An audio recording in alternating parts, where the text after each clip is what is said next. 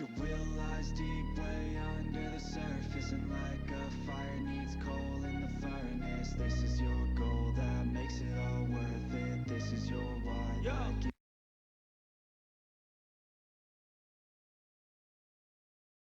gives you your purpose. Let's go. Thoughts can keep you down, pushing deep until you drown, or they can keep you.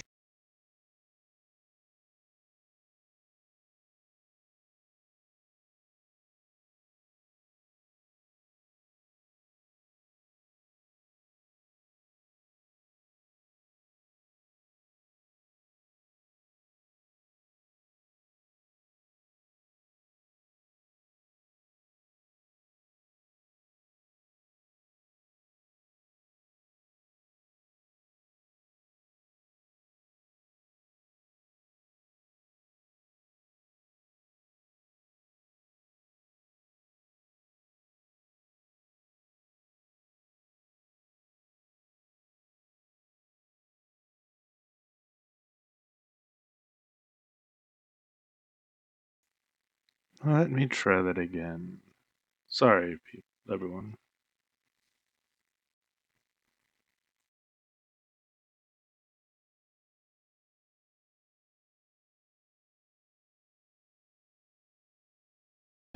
This is your goal that makes it all worth it. This is your why that gives you your purpose. Let's go. Thoughts can keep you down, pushing deep until you drown, or they can keep you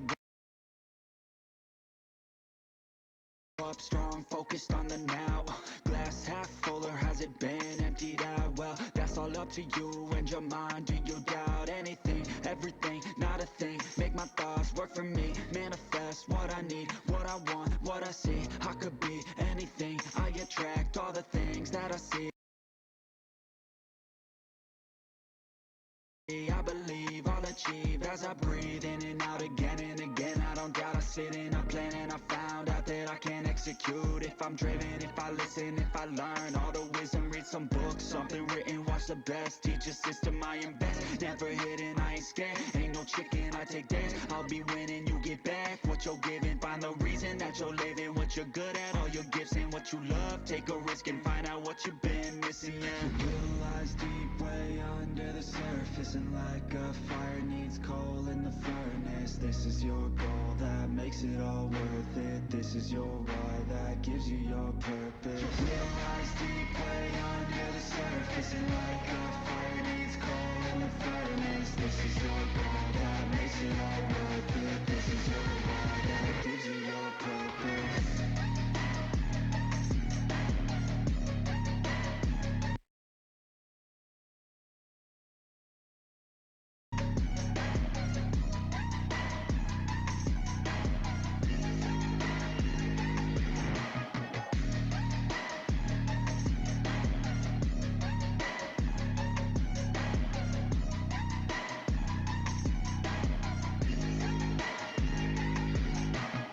Purpose is better than any drug you could ever think. If you know why you're doing something, that's all you need. I wake up ready for the day because I believe in everything that I'm doing, like it was meant to be. I get fixated and captivated on learning things. Don't hesitate to ask questions, the answer that I need. It's out there somewhere, I swear I can find the recipe. By testing, learning, and turning into a better me. It lies deep way under the surface, and like a fire needs coal in the furnace. This is your goal that makes it all worth it. This is your why that gives you your purpose. Your will lies deep way under the surface, and like a fire needs coal in the furnace. This is your goal that makes it all worth it. This is your why that gives you your purpose.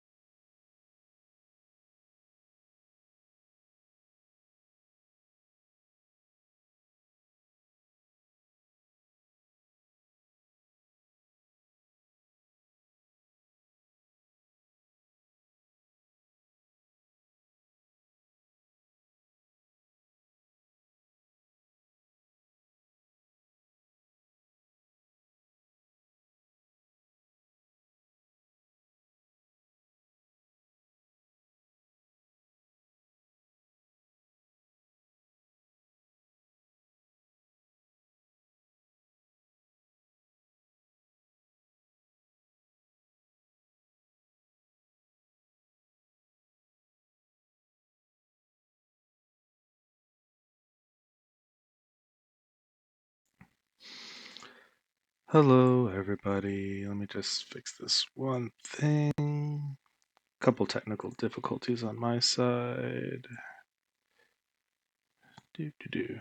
All right. Hi. Hope everyone's going well.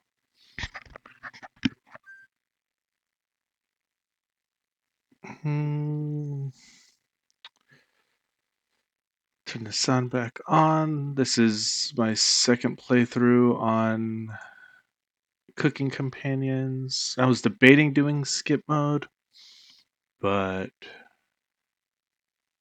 I think I'll just treat it as a whole secondary playthrough in case anybody jumps in and hasn't heard the story. So, new game.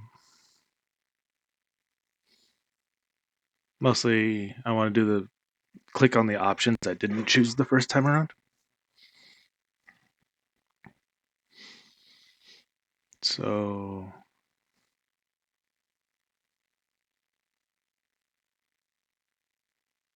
we'll start it normally. This game is not suitable for children or those who are easily disturbed. Do you wish to continue? Here's your PSA, everybody. If you want to watch the first part of me playing this, the VOD is on my YouTube channel.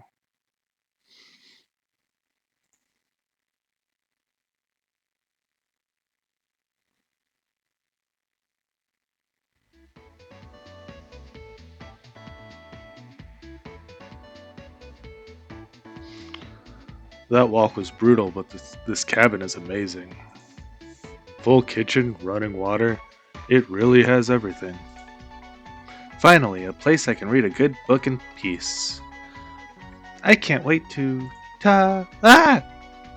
Achoo! I'm sorry, everyone. It must be the dust. Get those allergies under control, Mariah. Don't worry, guys. I'm sure with a little elbow grease, we can make this cabin shine. So, are you volunteering to clean, Gregor? No. Not many supplies here. Guess we'll have to go out and get what we need. There's a fireplace for making stew. Let's gather up some firewood, okay? Leave that to me, little guy. I'll tidy around the cabin. Need to save Mariah from dying due to this dust. Haha. Hey! Allergies are nothing to joke about, Karin. She's not dead yet, Pipsqueak. Calm down. Thanks, Anatoly.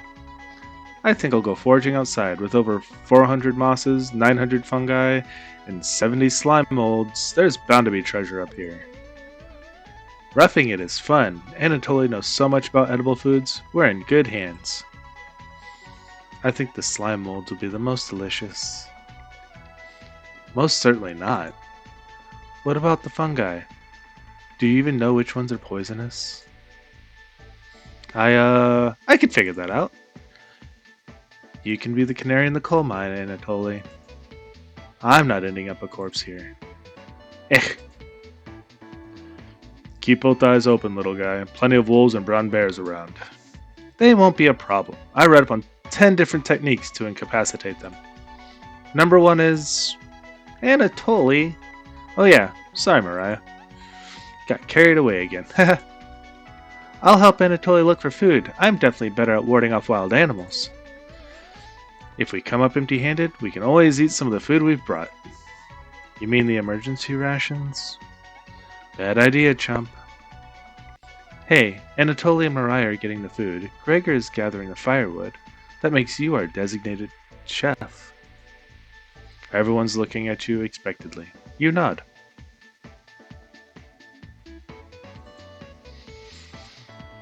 Very exciting to try your cooking. Alright everyone, let's go to work while there's still sunlight. Later.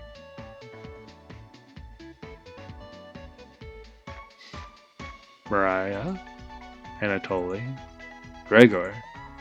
The 3 exit the cabin, leaving you and Karin alone. I think Anatoly put the supplies in the kitchen.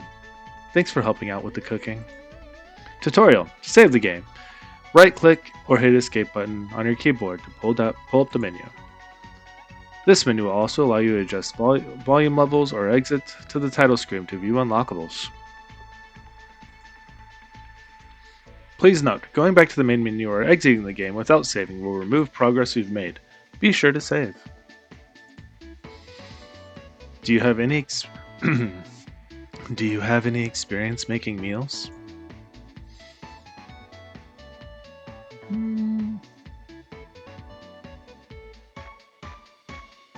Of course. Is that so? Looking at you, I think you'd be good at serving up food poisoning. Right? It looks like Karin will remember that. Anyways, going to check out the living room. Let's talk later. Karin heads to the living room and starts looking at the books. You decide to look around the kitchen to find ingredients for the meal tonight. You never know what you'll find around the cabin. Clues and secrets may be revealed by searching an area more than once. Why not give it a try? What area do you want to search first?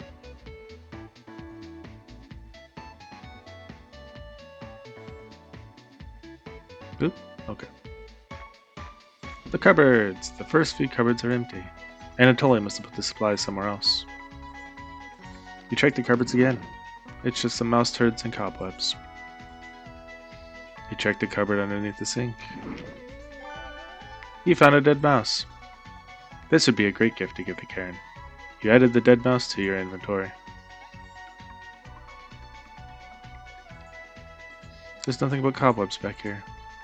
Thankfully, no spiders. You look at the wood logs closer. This is just a pallet of Norway spruce. The Norway spruce won't burn as well as the oak logs. This would be useless during a snowstorm. These logs are less dense and won't fill the cabin with a heavy smell. Perfect when you want to smell a good meal. The supplies aren't anywhere near here. You check the drawers on the left. Just some dirty knives. You check the drawers above the mouse hole. Some kind of mold is growing in this one. Maybe Karin will find it appetizing?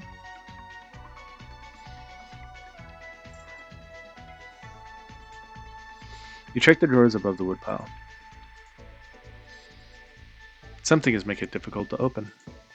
You pull it open with all of your might. Cabbage! It's time! Chompettes, sound off. Never fear, Onion is here. Like my cousin Cornbread says, I'll rise to the occasion. Always merry raspberry. Potato? Cabbage stuffed me into this drawer. I'm pretty sure it counts as kidnapping. We're the Chompettes! Why talk to those boring humans? All they have to give you is drama. Come chat with us instead. We'll share valuable recipes you can cook. We'll share our secret chompette recipes. Collect them all to become a 5-star chef. You can find unlocked recipes in the main menu under Extra, but be sure to save the game. To celebrate, here's your first recipe card. Roasted eggplant with sesame and pomegranate. Meat free. You unlocked your first recipe. If you ever want to talk, just come to the drawer. Chompettes, let's move out. Cabbage rudely slams the drawer closed. You wonder if what you saw was real. You're slightly worried about what this means for your mental state. But only slightly. Hey, did you find the supplies? You shake your head. Anatoly lied. He actually put them in the bedroom. Idiot. Here you go. You got the emergency supplies. Karin leaves you alone. You start a fire with some of the wood and get to work cooking dinner. Tonight's entree? Vegetable stew. In a large saucepan over medium heat, you heat some water with potatoes, carrots, and celery in it. 15 minutes later, you drain the pan and set the vegetables aside. Placing some butter in the saucepan, you melt it over medium heat. Throwing some chopped onions in, you cook it for about 10 minutes. The onions are tender and translucent. Perfect. You next mix in some flour, salt, pepper, heavy cream into the saucepan, adding the vegetables into the mixture. Hours pass. We're back. More firewood than you'll ever need. We found some wild sorrel. Maybe tomorrow we'll have a bigger bounty. Anatoly's bearing the lead. We saw a red deer. Mariah spotted it. Yeah, that's great. Anyways, killed 17 spiders today while you were out looking at deer. That should come as no surprise. There are over 160 spiders. There's over 160 species of spiders here. 160? Don't worry, Mariah. I'm sure they were all in the bathroom or something. No. Almost all of them were near the couch. I was gonna sleep on the couch. That's where 16 of them were. I'm not sleeping on that couch then. And there's only 2 beds in the bedroom. Don't sweat it, Mariah. I can sleep anywhere. I'll use the rocking chair. Just in case any of them swarm the couch, I'll sleep with one eye open. Thanks, Gregor. Karin and Anatoly, you two take the bedroom. Thanks, big guy. Joke's on you, Gregor. I always plan on taking one of the beds. And hey, Anatoly, I snore louder than a lumberyard. Sweet dreams, chump. You turn back to the bubbling vegetable stew and try a bite. This tastes pretty good. You cooked vegetable stew. You set the table and ask everyone to dig in.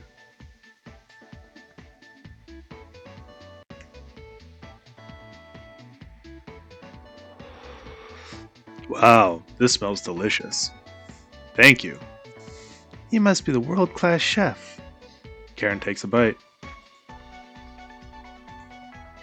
It's bland as hell. Karin! Tastes like every other vegetable stew. So generic. Could probably use some meat next time. Gross. For a side dish, we could bake some bread and utilize Fragaria vesca, commonly known as strawberries, for just some jam.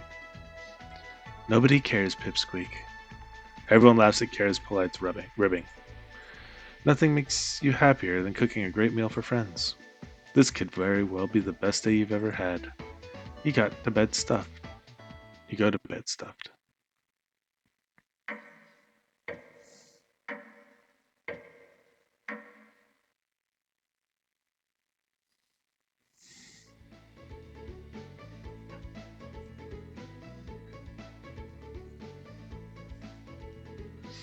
Hey, you up? How'd you sleep? I was so warm last night I didn't even need a blanket. What? Time is it? About 1 hour till dawn. Will you two quiet down? I'm trying to sleep over here. Gregor, the birds outside aren't making much noise yet. We didn't bring many supplies, remember? Better get a head start on gathering food. It's too early for this. Gregor, did you see any spiders last night? There was a small one in the bathroom. Eh! Actually, I did see a centipede by the sink. Mariah turns a little pale. Karen's messing with you, Mariah. Let's find more than wild sorrel today. Yeah! If you're lucky, little guy, maybe I'll teach you how to catch some wild brown trout. What's with you and meat, big guy? Anatoly's herbalism book stated that there are more than species of plants to eat out here. Let's leave the fish alone. You know I'm not, into meat. That's a shame. I'd wake up early to go fishing. Cheer up, Karin. We'll get to observe the trout, at the very least. Maybe we'll see more red deer today. That sounds like a waste of time, Gregor. Maybe we'll find some blackthorn berries. I love blackthorn berries. Haha. We'll be back later. Can you watch our stuff today? You nod. Thank you. Thanks. Don't steal anything, okay? You nod. Mariah, Anatoly, Gregor, and Karin leave the cabin with a skip to their step. You're alone, but thankfully you have a drawer of chompettes to keep you company. Each day, you'll be asked to explore a different part of the cabin. You only get one choice. Then the day will end. Choose wisely. What do you want to check today?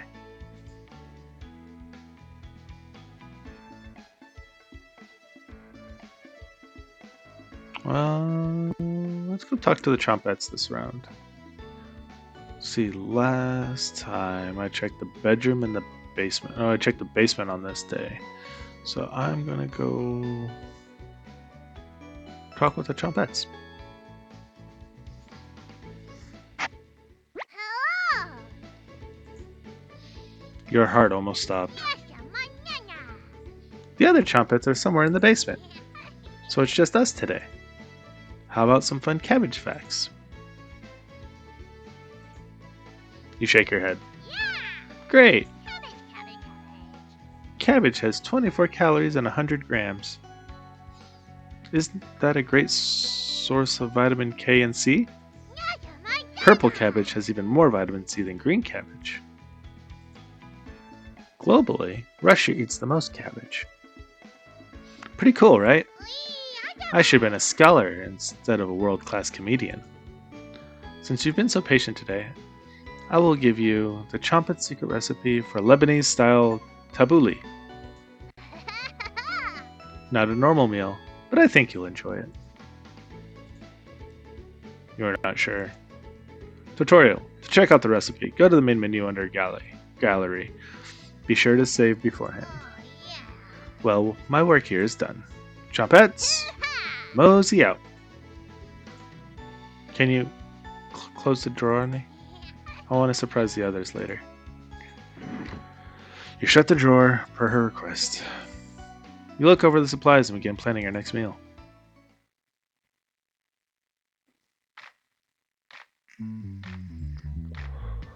We're back. Tee. Knock it off, Mariah. It's pretty rare to be scared of one. It's not. Who knew the big guy would be so scared of it? Shut up. You don't understand. I don't think anyone understands, Gregor. It was just a marmot, Gregor, not a monster. Mariah laughs so hard that your ears ring.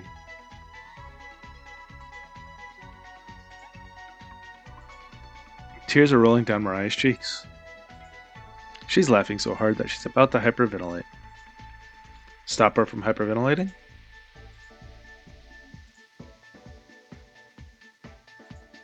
Absolutely not. One less mouth to feed, right? You don't get it. It's pretty personal. Then please explain, big guy. Gregor looks incredibly uncomfortable. Let's leave him alone. We found some raspberries and elderberries near the cabin. Quite a selection of species here. We also found some more wild sorrel. Is this going to be enough for a good meal? Everyone is looking at you for an answer. You decide to do an inventory on all the available ingredients. It takes you a while, but you decided on your specialty, cabbage rolls. You first bring a large pot of water to boil. You let the cabbage leaves boil for 2 minutes, draining the pot into the sink.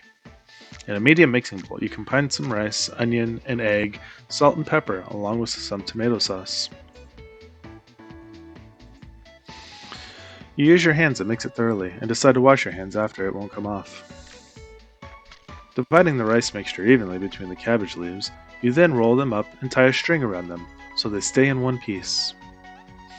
You place the cabbage rolls in a large skillet over medium heat, pouring the rest of the tomato mixture over the top. Covering it, you bring it to a boil.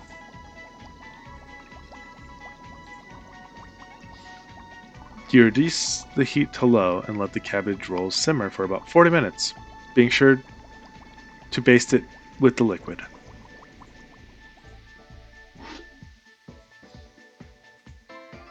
You cooked cabbage rolls. Mariah looks optimistic. Karin looks skeptical. Anatoly looks curious. Gregor looks thrilled. You watch intently as everyone takes the first bite.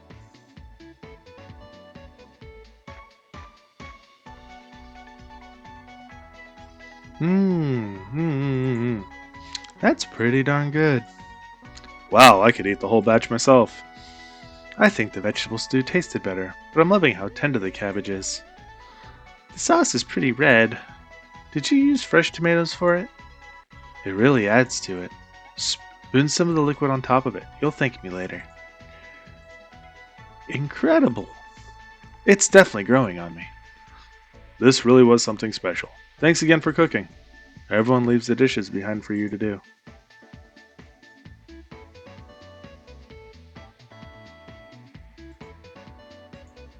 Dishes can wait. Everyone goes to bed full and happy. You asleep instantly. Tomorrow will be another great day.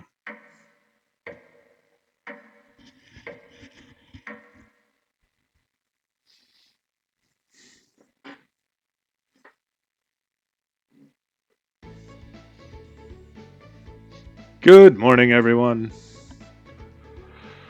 Yeah. Again, Gregor? Can't you let us sleep in? Not today. Why? Storm clouds are coming. We need to find some food before it begins to downpour. Gregor, you're overreacting. We have enough food to last us a while. Enough food?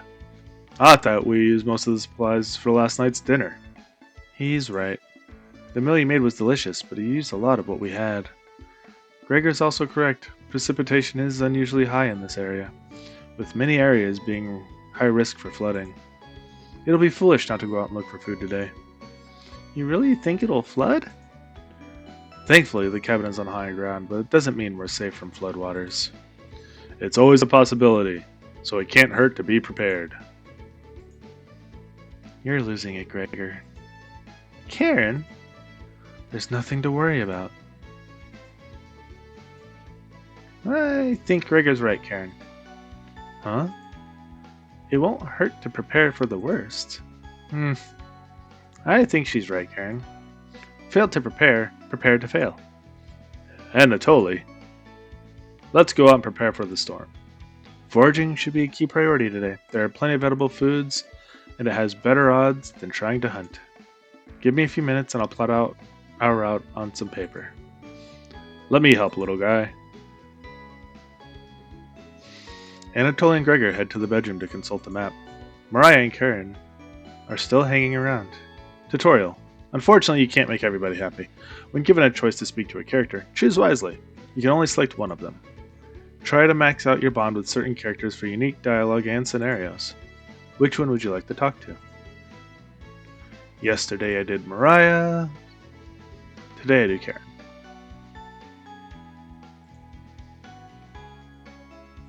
Hey, this paper nailed to the wall looks pretty ancient.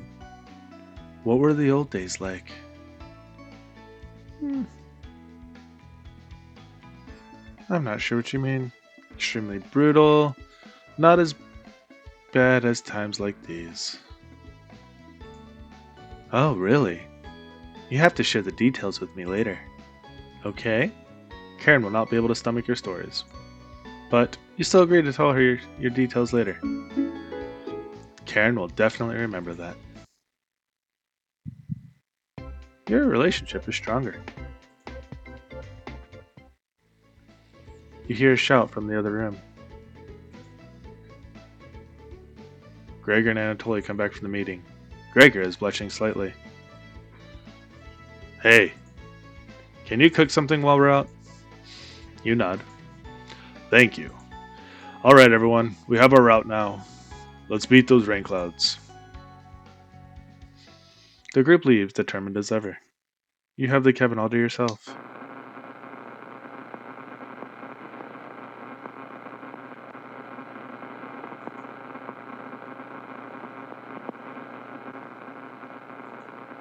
What's that noise? Sounds like it's coming from the kitchen.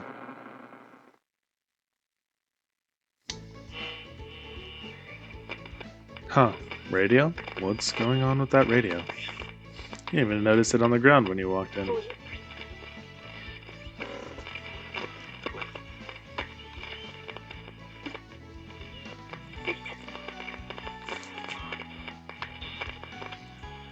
Did somebody leave this radio here? It looks newer than anything you've seen before. Seems to be broken. Better hold on to this. You got the strange radio. Before you cook dinner, what should you check out? Um, I haven't checked around the bathroom yet.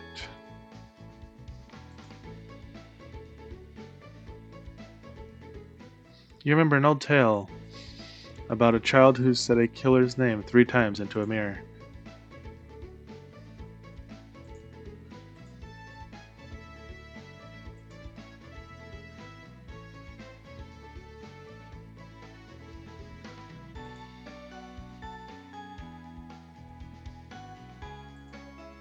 But you can't remember how it ended. You're too frightened to even try it. You leave the bathroom, a little more scared than you were when you entered. Well, that was a waste of time. Mariah's back early today. Hey, the others are still looking for food outside. Anatoly found some more berries, but nothing that will feed all of us.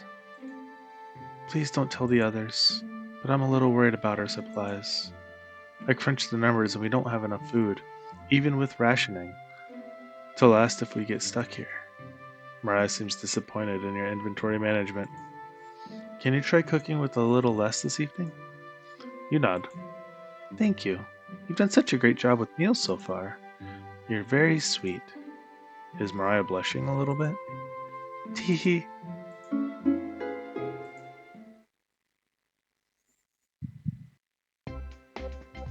I didn't do anything, but okay.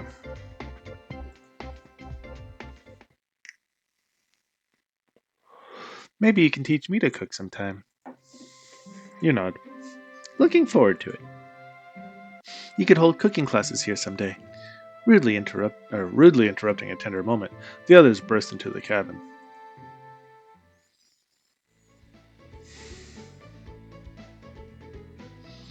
Don't be so down, everyone. We got tons of good berries. Jam is so bland without any sugar, though. Do you have any? You shook your head sadly. Yikes. Turn that frown upside down, Karin. Who knows what tomorrow will bring? I'm not smiling for you, Gregor. Eh, you missed out. The sunset was really tremendous on our way back. Hues of orange, red, and even little purple poking out.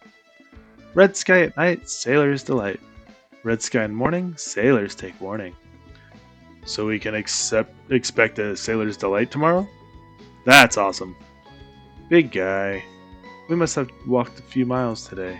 Beautiful area. You can even see the snow on the tips of the mountains. That rumble sounded like a dying calf. You looked from person to person, trying to determine who it was. It was definitely Mariah. Mariah! I'd recognize that sound from anywhere. Guilty! Mariah looks embarrassed, but the group laughs at her honesty. Except for you. You search your mind for something to say, but all you can think of is an old riddle. Ahem. Those who have it do not want it. Those who have at least succeed. Those who have it for long perish. When you feed it, it gets smaller. What am I? Dust. Try again, big guy. Everyone's pondering the answer. Mariah's face lights up. I got it! Is it hunger? Correct. That was my guess. So, what's on the menu tonight, chef? Bread and jam. You crush the berries in a small mortar and pestle, spreading it on some crusty bread. You cooked raspberry jam and bread. The bread's a little tough. Gregor. Gregor, don't look a gift horse in the mouth. But this homemade jam is to die for. Haha, sorry. No, you're right, Gregor. This bread stinks. Mariah. Everybody laughs. You're not sure this could be called a meal, but it got the job done. Everyone thanks you for dinner and heads off to sleep. You go to bed wishing you had more. You have a strange dream. Something has been clinging to your back for days. You try to see it in the mirror, but you can't get a good look at it. It won't get off. The pain between your shoulder blades is getting worse by the hour. You wander away from the cabin, stumbling by a river to soak your back in cool water. It doesn't work. It cuts deeper into your back, causing the river to run red. You didn't want things to come to this, but you've exhausted all other options. You swim out to the middle. Rocks on the bottom cut your feet. You slip and fall backwards. You push yourself to the bottom, trying to submerge the creature shredding your back. But it won't drown. It won't drown. It won't drown. You splash frantically. Plunging your head beneath the water, you let the current take you downstream. You give up trying to swim to the shore. Water fills your mouth and nostrils. After a minute, you stop struggling against the waters. As you gaze up at the sky, you feel it leaving your back, drifting into the sky as you sink to the bottom. As you take your last gasp, you see what was on your back, staring into your eyes. But you don't even have the air in your lungs to scream. You wake in a cold sweat.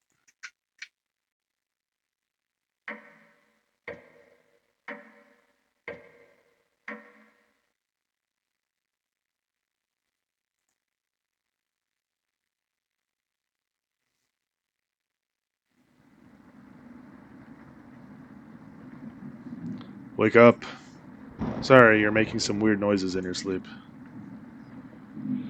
What's going on, Gregor? Did the lightning wake you up? It woke me up. I tried to fall back to sleep, but it's so loud. Ugh. Let's just get back to sleep and talk about this in the morning. Everyone nods in agreement and gets back to sleep, goes back to bed.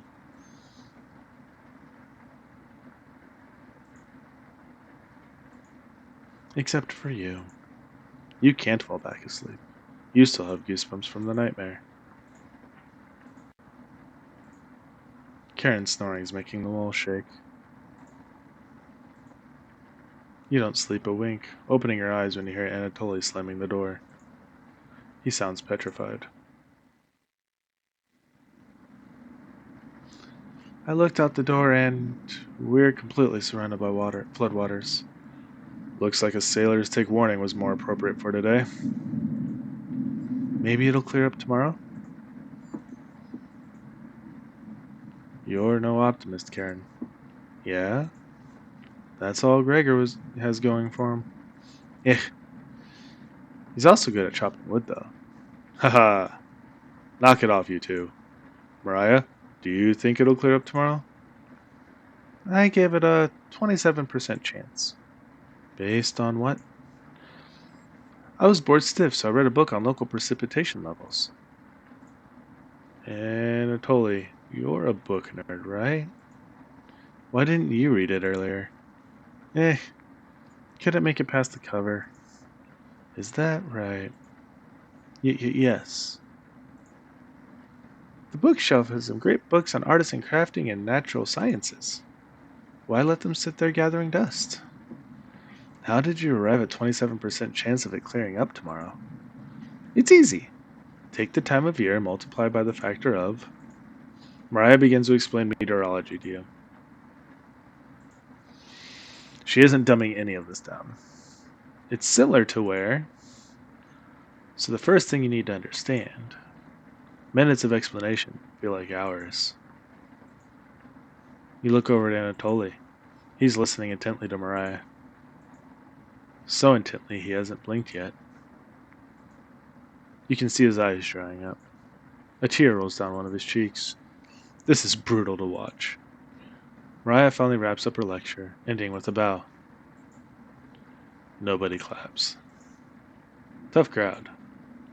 Mariah, that was awe-inspiring. You lost me a few minutes in, but it's okay. I didn't understand a word of it. Ha! Yeah. Anatoly turns towards you. There's no telling how long this will last, and we can't leave the cabin until the floodwaters stop. I know our food situation is a little tight, but I know you'll make the right decisions. I believe in you. Me too. It looks like we have enough leftover berries and more bread and raspberry jam. I'll pass on the jam. Just give me more crusty bread. Everyone laughs, except for you. With everyone stranded in the cabin, you need to keep everyone fed and happy. You sneak out of the kitchen while everyone's still talking. You get out some crusty bread and get to work making some more jam. With the kitchen to yourself, you did decide to check in on the chompettes. Hello!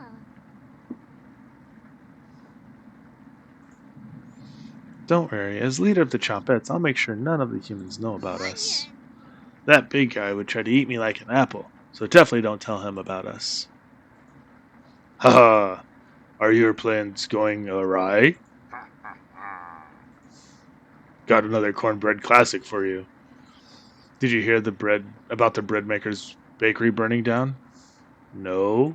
Her business is now toast. That one's a little stale. Do you know how raspberry and milk were introduced? You tell her no. Raspberry! Milkshake. You let an audible groan. Did cornbread teach you that one? Nope. Wasted an entire day on it. Haha! Well, it was well worth the time and effort, Raspberry. Maybe you'll win the annual Chompettes comedy competition this year. Raspberry! Of course. Onion! Not while I'm here.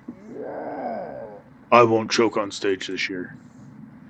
Isn't that every year, Isn't that every year, Bread?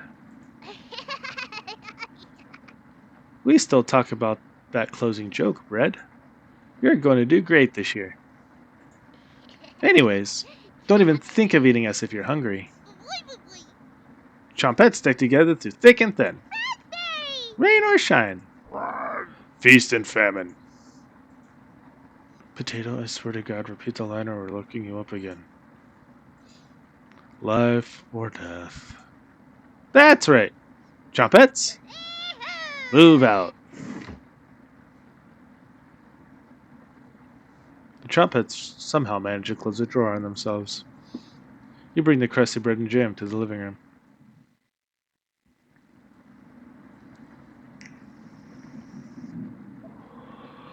Karin stops as you bring in the food. Took you long enough. Karin looks at the 2 slices of bread left in the mason jar of raspberry jam. There's mold on these last 2 pieces of bread.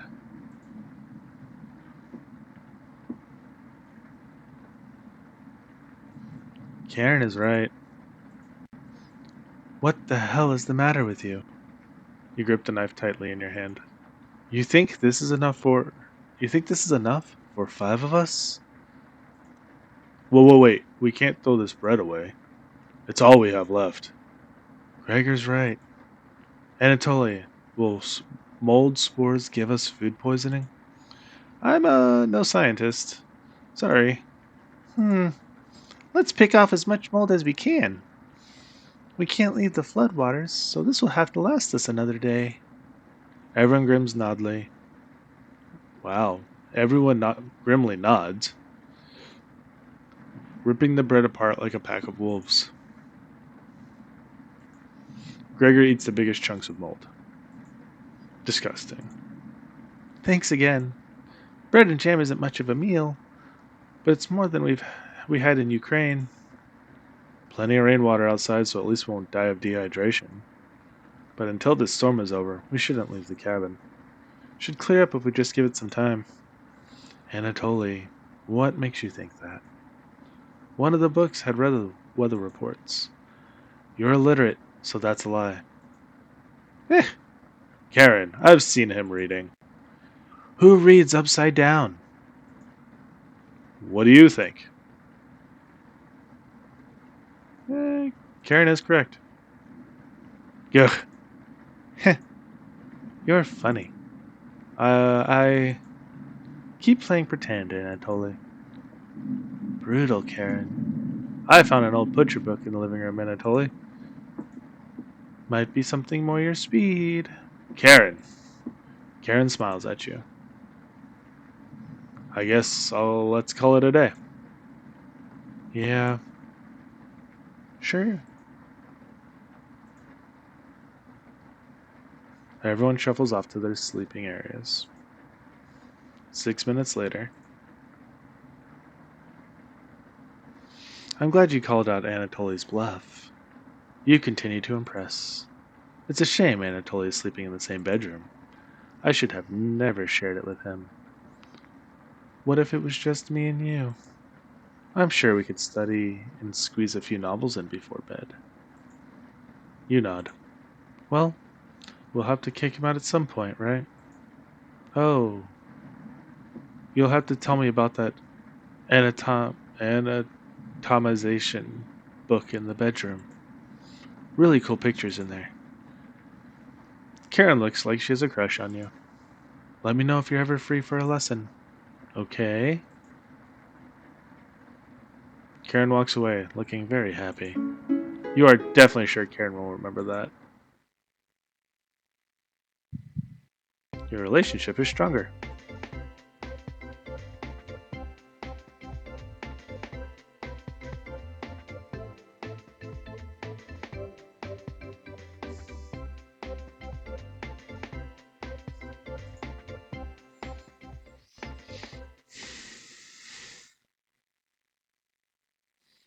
You go to sleep very hungry.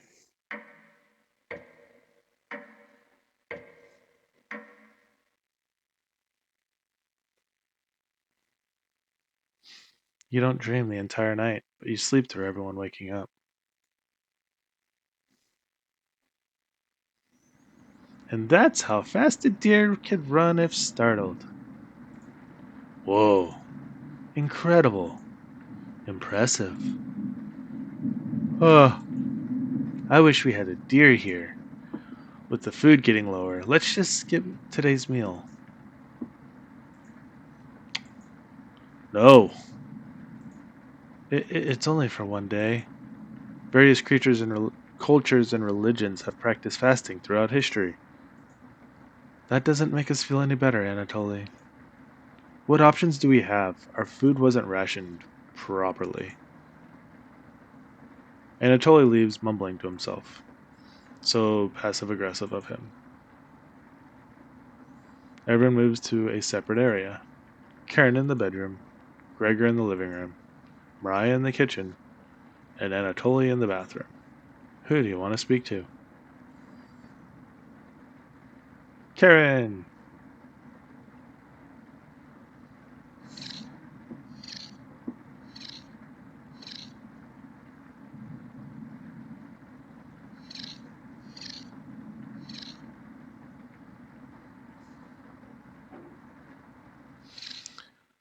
Looks like she's just slicing away at a block of wood. Hey, can I let you in on a secret? I've actually enjoyed your cooking so far. The others expect me to be rude and mean, so I have to keep that reputation up, right? Can't have anyone thinking I'm soft. You're not sure where this is coming from. Promise me you'll give me some cooking lessons soon. Okay? She's not ready yet, but you nod politely. Thank you. You're definitely sure Karin will remember that.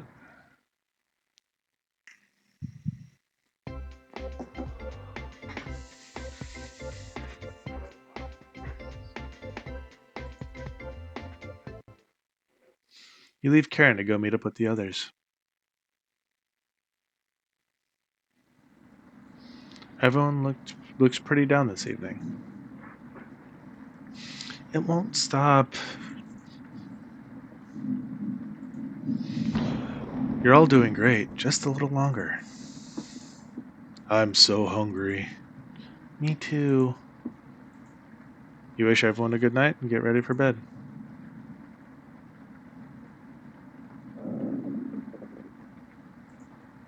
Your stomach is growling more. You have a strange dream. A boy is yelling at you in the kitchen. You keep telling him to lie down on the tray, but he keeps screaming at you, calling you names. So you show him how it's done. You lie down on the tray and make your body flat as a board. A smile crawls across his face. His anger turns to courage, and he pushes you into the oven. As the stench of burning hair fills your lungs, you see him sneering back at you. You wake in a cold sweat.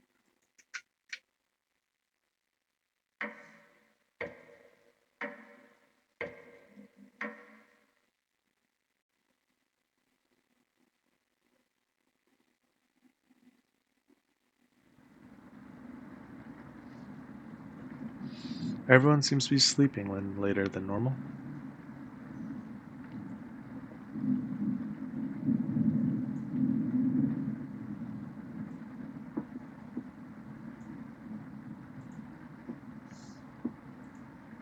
Their stomachs must have kept them awake all night.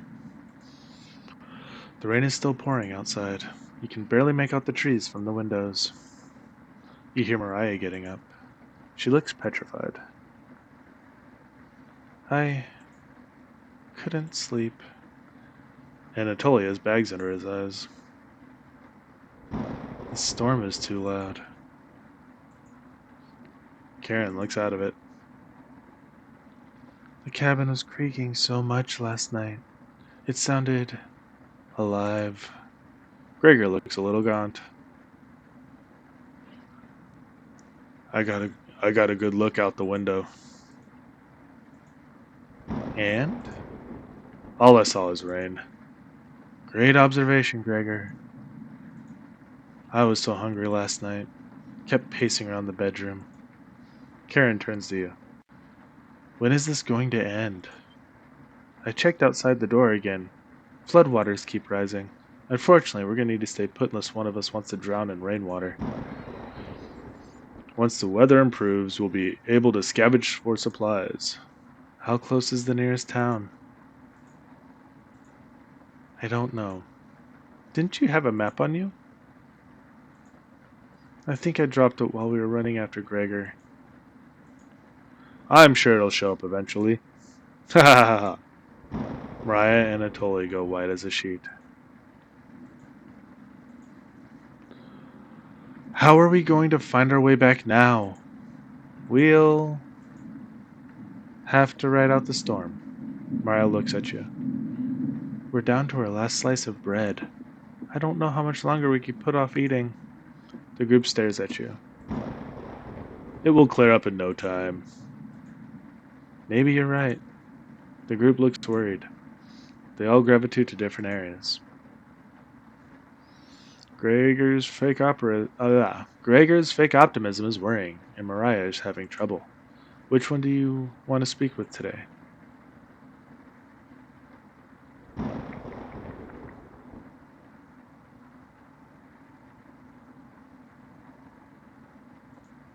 Gregor? Oh, hey. I know you already searched the kitchen, but I had to double check. A fool's errand. I wish everyone was in better spirits. It can't rain forever, right? Rainfall in this area can last to weeks, days to weeks. You tell Gregor to stay strong. You tell Gregor to stay strong. You know what? Thank you. The group is really thankful for your kindness. Gregor blushes a little bit. I always wanted to be the one that kept everyone in good spirits, but it's obvious that you do that much better. Gregor's looking at you fondly. You're sure Gregor will remember that?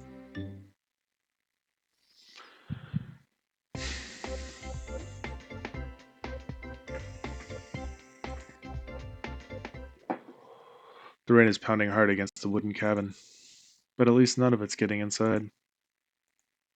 You tell Gregor to keep his spirits up and join the others. You call everyone together. They all look nervous. You could cut the tension in the room with a knife. Everyone is staring at you. They're expecting that last piece of bread for dinner. You bring it out. Everyone cannot take their eyes off of it. You instruct everyone to take a pinch, and slowly all five of you tear it apart like a wishbone. Everyone studies their piece of bread carefully, wondering how long it will last. Karin is the first to eat hers, chewing each bite a few hundred times before swallowing. Anatoly chews it cautiously, slowly swallowing as he looks at the others. Mariah nibbles on it silently, eyes wide, moving from person to person. And Gregor just pops it in his mouth like a cherry. Of course he does. He inhaled it. The group thanks you awkwardly. It's not much, but you've run out of options. You wish everyone a good night and get ready for bed. You go to bed starving.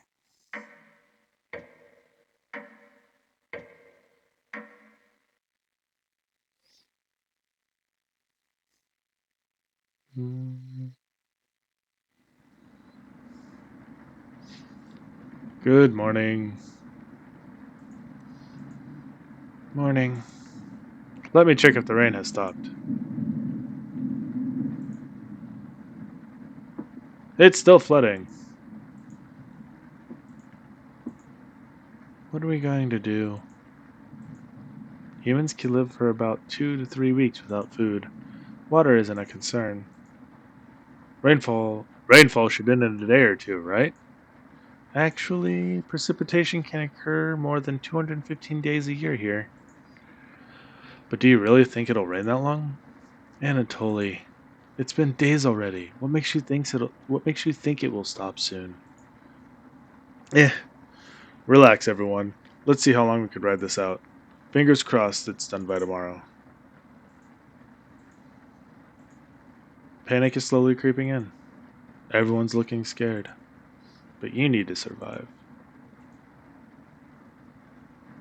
Karin and Gregor begin to discuss next options. Do you want to speak with Mariah in the kitchen? Or Anatoly in the living room?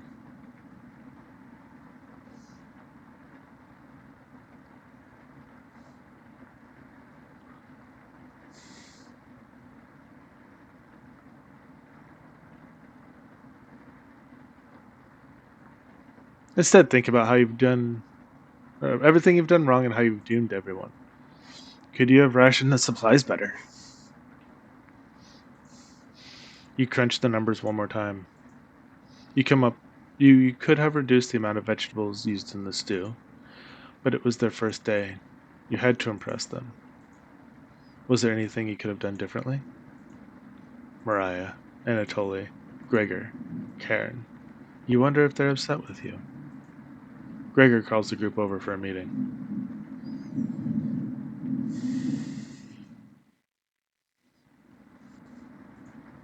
I don't think any of us can take this much longer. Gregor's voice starts to crack. I don't want to ask this, but it's time. One of us needs to go outside and search for food. Everyone is silent. I'll go. Mariah? I used to swim all the time near my house. I probably have the best chance of swimming through the floodwaters. No, let me go instead. You won't get very far if anything happens to your glasses, Anatoly. You're blind as a mole rat, remember? That's true, but... Little guy, let me go. Gregor, Sounds good to me. Karin? His arms are the longest. He's probably the best at climbing. No, that wouldn't be right. Gregor, let me go instead. I get that none of the options are I get that none of these options are good ones. But we need to find food or help. Gregor grabs a branch from the woodpile. He cuts it into different measurements. Since we can't come to a consensus, let's draw for it. We'll each pick one, and the shortest will go outside to search for food.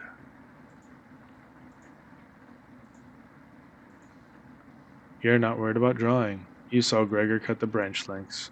You picked the biggest. You watch the others intently. Will it be Gregor? Anatoly? Karin? Will it be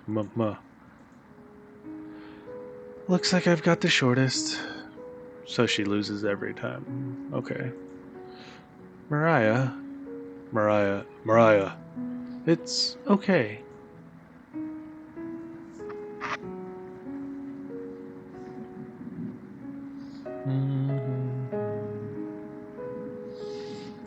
I watched Anatoly forage earlier, so I'll know what to look out for. Just swim until you find higher ground, then scout the area. Maybe you'll find fish out there. Everyone looks heartbroken. Karin, Anatoly, Gregor, I'll keep us alive. I promise. She promised.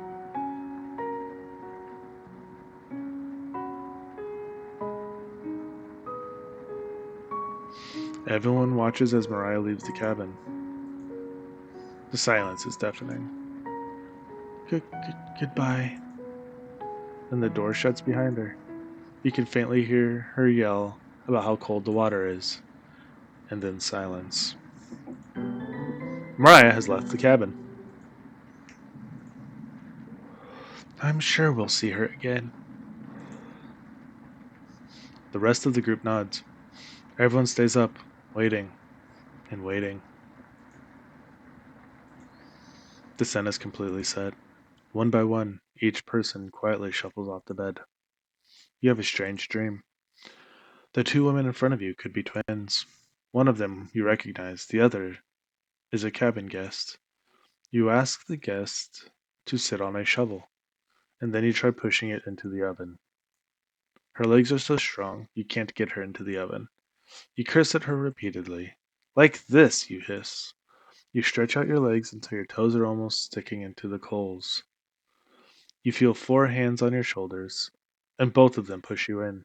The familiar smell of smoke and burning hair causes you to throw up on the embers.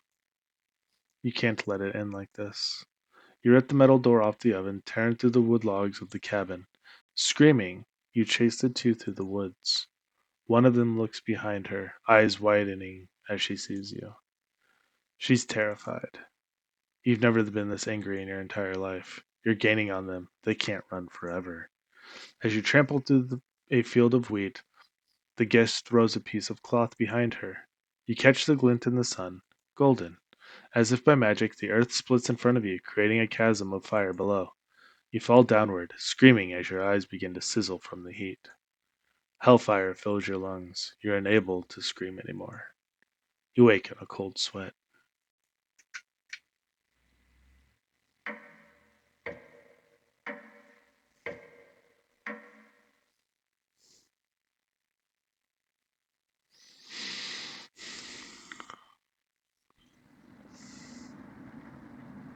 Good morning. 1 second. Hydration break.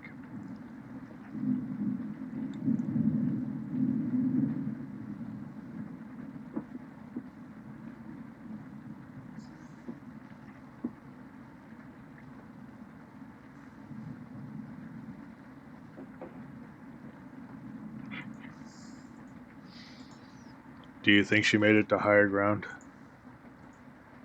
I believe in Mariah. Me too. She'll be fine. Right, little guy? So what do we do now? Just wait? Karin, how long? It's been almost a day since she's left. Anatoly and Gregor look nervous. Someone needs to go look for her. We need to wait, Karin. Wait for what? The nearest town is miles and miles away. Waiting is all we can do for now. So it could be days before she gets back? What are we supposed to eat? Mice? Karin, I'm sure Anatoly will agree, but we'll discuss next options when we get to it. We should have never eaten that much. I'm. Karen's hands are involuntarily shaking. Gregor and Anatoly just nod in agreement. They don't even need her to elaborate. You're sure Mariah will make it back? She promised. Everyone retreats to a corner. What do you want to do today? Talk with Karin in the bedroom.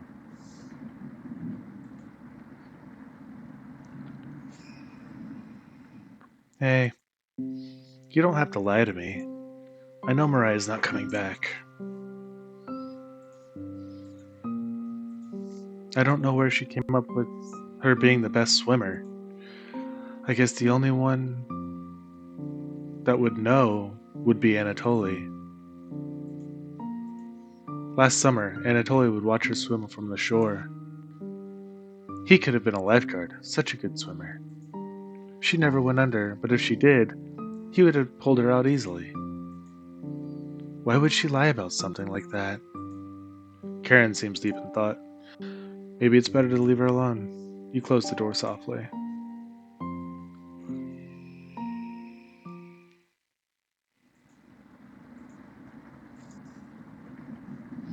I can't stop thinking about that vegetable stew. I'd be fine with bread and jam. I'd be fine with just strawberries.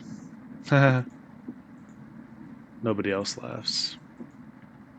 I would kill for some vegetables right about now. You would, too.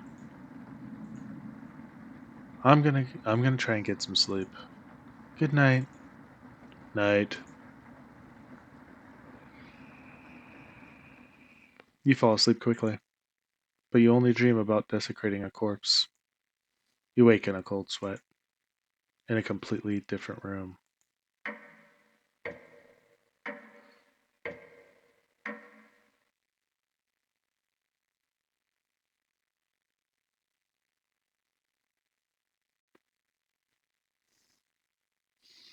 Good morning. Karin looks worse. Karen's looking worse. Will you cook for the group today? Cook.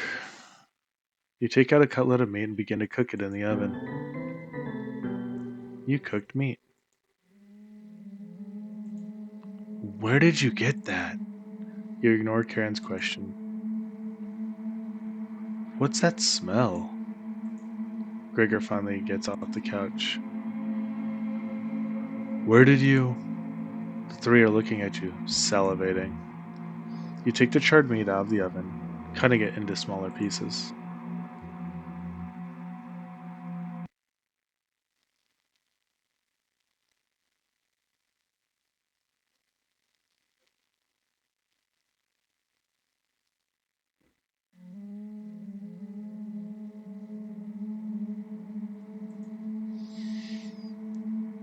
They immediately grab some off the plate, chewing ferociously.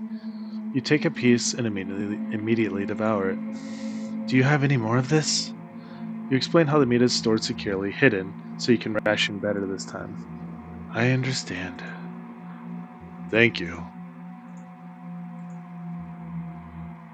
Anatoly runs to the bathroom, puking into the toilet. You can hear him sobbing for a few minutes. This taste is... Gregor wanders off. Anatoly returns, looking choked up. I was too weak. Left you some. Don't fight this, Anatoly. Ma. Anatoly takes a piece from the plate, turning his back to the group as he eats it. You can hear him crying. Finally, my focus is coming back. Going to read some of those books. Keep them occupied, okay? Karin leaves you with the men. Who do you want to talk to?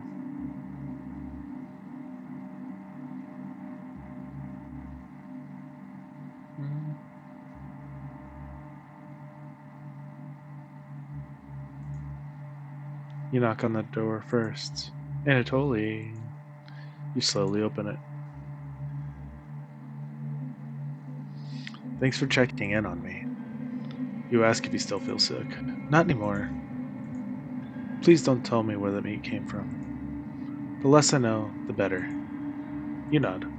Thank you. You're sure Anatoly will remember that.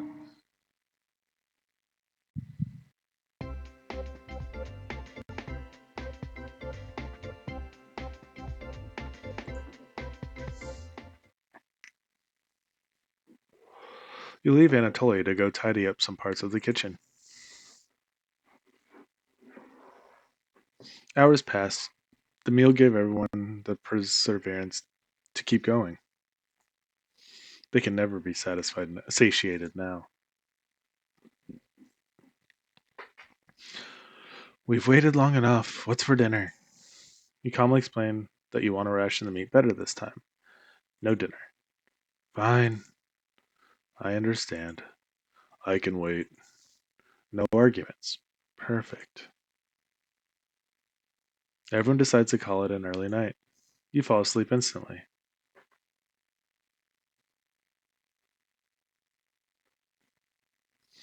You have a strange dream. You're having dinner with the blacksmith, but he's not touching his food. The only light in the room comes from the oven. He clears his throat, stroking his beard. I can forge anything, he says. Your eye has been giving you issues lately, so you reply, Forge me a new eye then. You laugh, but then the ropes come out. He ties you to your chair with a long rope, preventing you from moving. You rip the rope apart without even trying, so the blacksmith uses a thicker one. No turning back now. The blacksmith takes a hot poker out of the coals. It makes his eyes glow as he scowls at you. He slowly brings back the poker.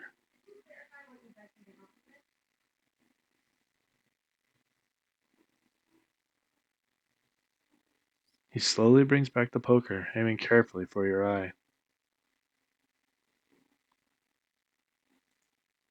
Before plunging it in through your skull with a sickening crunch. The force of the blow throws you backwards a few feet. You're unable to break the ropes. The blacksmith stands over you, spitting on your body as he raises the poker again. You ache in a cold sweat.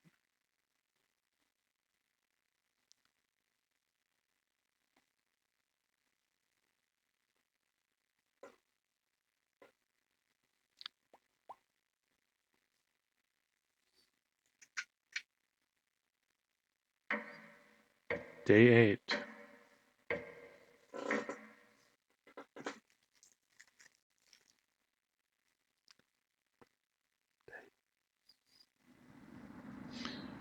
You wake to see Gregor looking out the window. He turns to you, not smiling. Take a look out the window. Do you notice anything? Они вас никогда не простят. The floodwaters have receded a little, but everyone is still bound to the cabin. The trail used to be completely visible. It's gone now. Good morning, big guy. Where's Mariah? This might sound a little crazy, but every night around 2 a.m. I can hear her outside. She makes this awful gurgling noise, like she's trying to get water out of her lungs. Have you heard her, Gregor? Sometimes when the rain gets faint, I think I can hear her whispering. I haven't heard anything like that.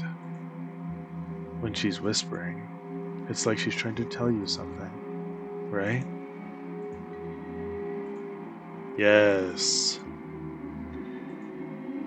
I sometimes hear her crying through the radio. But that's just the broadcast, right? I think we should have had another piece of meat for breakfast. It's what she would have wanted. What's gotten into you? What's gotten into you, Anatoly? Anatoly looks at you begging. Bring us another slab, please. He clearly doesn't have the stomach for it. I can't get the taste out of my mouth. Help me. Anatoly? Gregor looks hurt by Anatoly's words. I think he's right. Please bring us some more of that meat. You grab the meat from your secret hiding place. You cut it into squares, adding it to some boiling cauldron water. It will taste bland without any seasoning, but you need to serve it quickly. Smells good. Mmm. What's taking so long? Boil it faster. It looks almost done. Patience. It's finally finished. You serve the meat in bowls. Gregor drinks the broth first before swallowing the chunks whole. Anatoly creates ripples in the broth with his finger. He isn't eating. I'm sorry about earlier, everyone. I don't know what overtook me. Mariah. Anatoly begins to weep. You look over at Karin. You didn't notice her eating. There's just an empty bowl now.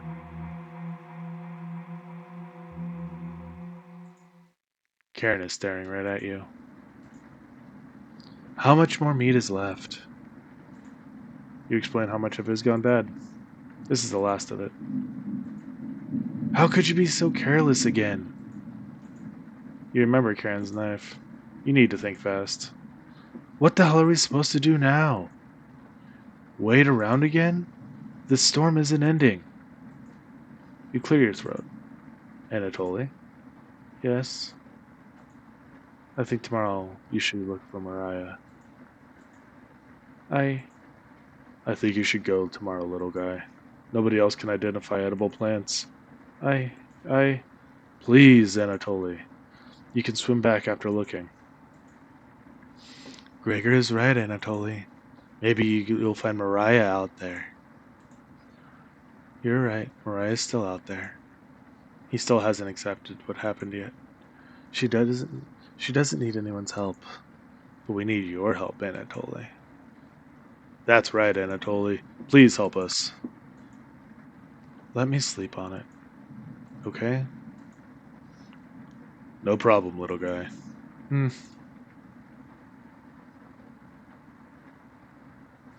Everyone shuffles off to their rooms, reading books and knitting to pass the time. You go to bed ravenous.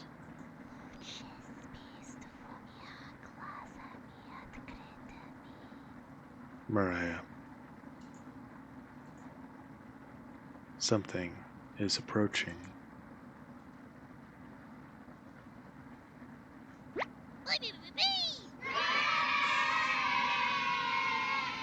Don't be a crybaby. It's just me.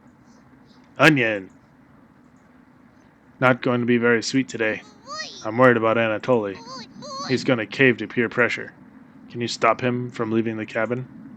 You don't answer, Onion. Please? Don't you trust my advice? You shake your head. Got a fun factoid for you. Did you know that leaving out an unpeeled onion in your room absorbs bacteria? It will help prevent colds and ward off viruses. That was a lie. People actually believed this in the 1950s. How embarrassing. Who would believe that? Ha ha ha. There's even a doctor in 1919 who tricked people into thinking it was true. Ha ha ha ha. Anyways, you know what smells worse than a raw onion left in a room? You. It's been a while since your last bath, right? You can't remember. Could smell you before I even came into the room. Yikes. So, can you stop Anatoly from leaving? I know he has cabin fever, but this is ridiculous. Anatoly can make his own decisions. Please. We don't need another one stalking the hallways, tapping on the windows, crying through the radio. You have a sudden urge to scream. Why do you think I've been using the mouse holes to get around?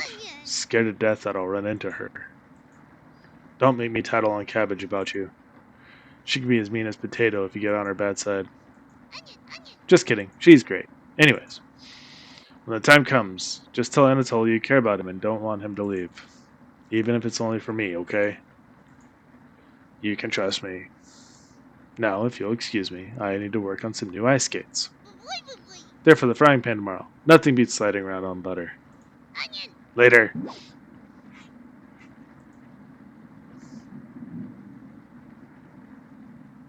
You completely forgot the conversation with Onion.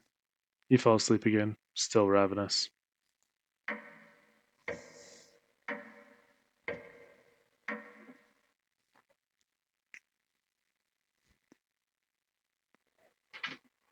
You have a strange dream. A fox is collecting payment from you. You despise him, so you put 2 dogs at the bottom of a sack, then add 6 chickens on top. The fox smiles at you and leaves. At some point in his journey, the fox will eventually open the sack, and the dogs will tear the fox in half. Filled with such loathing for the fox, you gave him the only things you had for food. The storm rages outside. As the snow piles up, you begin to eat whatever you can find: pillowcases, candles, leather. One day you wake up and you have nothing left to eat. Absolutely nothing. A few days later, you go mad and leave the cabin, completely ravenous. Trees begin to look like charred meat. You take out a cut of one, tearing your gums apart by the splinters. Your mouth fills quickly with blood as you wade through the snow. Days later, a deer gallops by, the first creature in the woods you see to see your corpse. You wake in a cold sweat. Something smells terrible in the living room. Someone puked in a corner. You wipe it up with a rag to save them the embarrassment.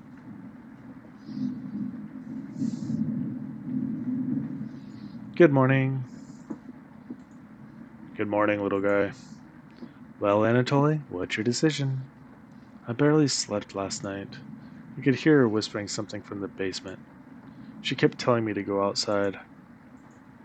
We don't want to rush you, but one of us puked last night. Really? Anatoly, my patience is wearing thin. You have 1 hour to make a decision. Why so quickly? Because I'm not waiting any longer. You can see the glint of Karen's knife under her dress. Best to watch out for that knife. The group disperses, tension seeming to rise. You have 1 hour to kill. What do you want to do?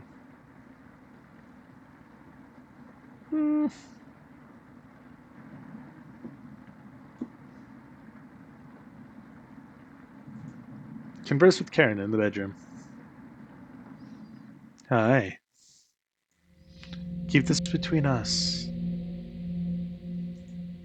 I'm not giving Anatoly a choice today. He's going outside. Do I make myself clear? Yes. Good. Thank you for understanding. Karen cracked a smile. It looks like Karen will remember that. Your relationship is stronger.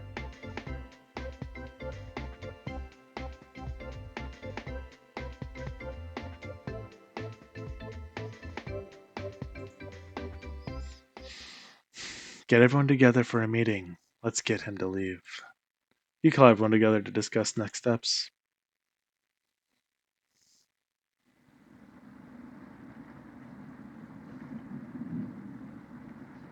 Anatoly, you okay, little guy? Anatoly looks pale, like he's going to pass out. Anatoly. Have you made a decision? Yes. I'll help you all out. I promise. Thank you, Anatoly. Big tears rolled down Gregor's cheeks. Uh, uh. I'll miss you, big guy. I'll miss you, little guy. Thank you, Anatoly. I know this wasn't easy, but it's for the best.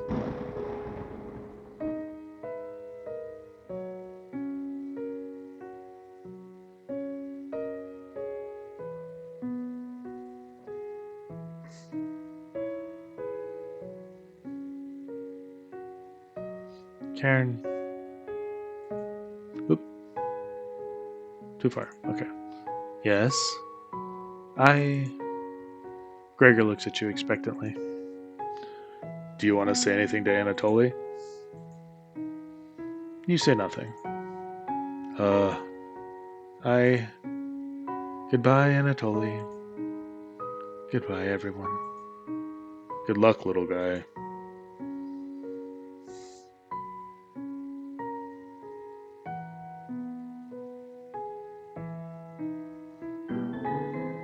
Anatoly has left the cabin.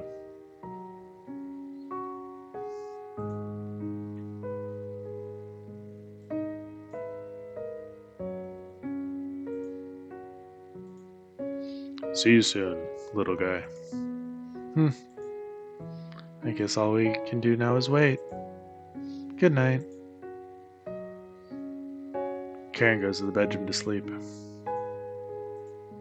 I didn't tell him the truth. Gregor's getting choked up.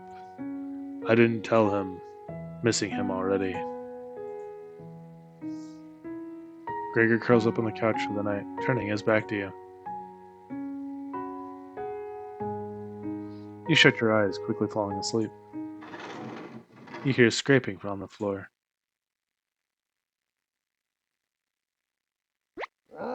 Found you. You explain how this isn't a good time right now. This is no laughing matter. I'm worried about Gregor. He's as tall as a tree, but as dumb as a brick. What's the root of that? Another cornbread classic. You're going to be very unpopular right now. That's a tree reference. Get it? Anyway, I need you to protect Gregor from the red-haired woman. Cabbage called an emergency Chompette meeting and told me to give you this mission. Protect Gregor at all costs. Understood? Say nothing. You're fooling nobody with that act. I know you can hear me. Let's go with nonverbal answer, right? Protect Gregor at all costs.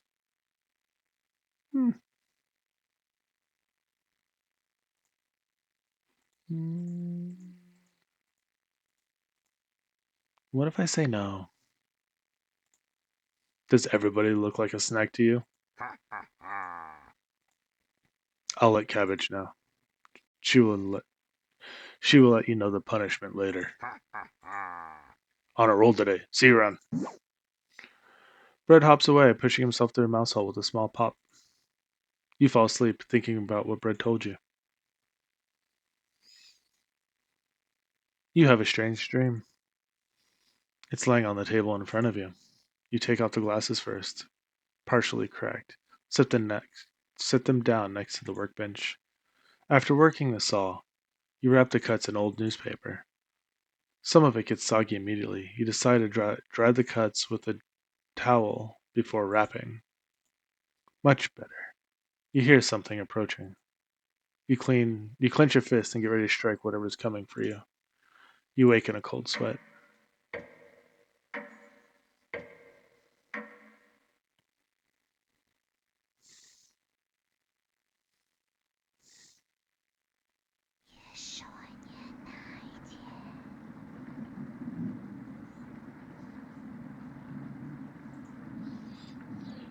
You wake in a completely different place. Did you sleepwalk? Or you found some meat? Everybody's still asleep. This would be a nice surprise after yesterday's events. You decide to surprise with everyone with breakfast. You start by cutting each slice fairly thin. You brown each side in the oven, releasing a unique smell into the air. Karin runs into the kitchen. What is that smell? Give it to me. Now. You don't argue. Karin grabs a cutlet, burning her hands before bringing it to her mouth. Act. She hungrily devours it, barely chewing. She grabs another cutlet off the plate and eats it. You thought she was concerned with rationing. Gregor wakes up from the couch and heads into the kitchen. Oh God. Already? Gregor looks conflicted, but he succumbs to the hunger. They always do. Gregor eats his food in a few bites, grabbing more with his hands. Tears start streaming down his face, but he doesn't make a sound. You join them, quickly consuming the meat on the table. I can think straight again. We'll be out of here in no time. No need to ration. Karin is sounding more determined than before. I.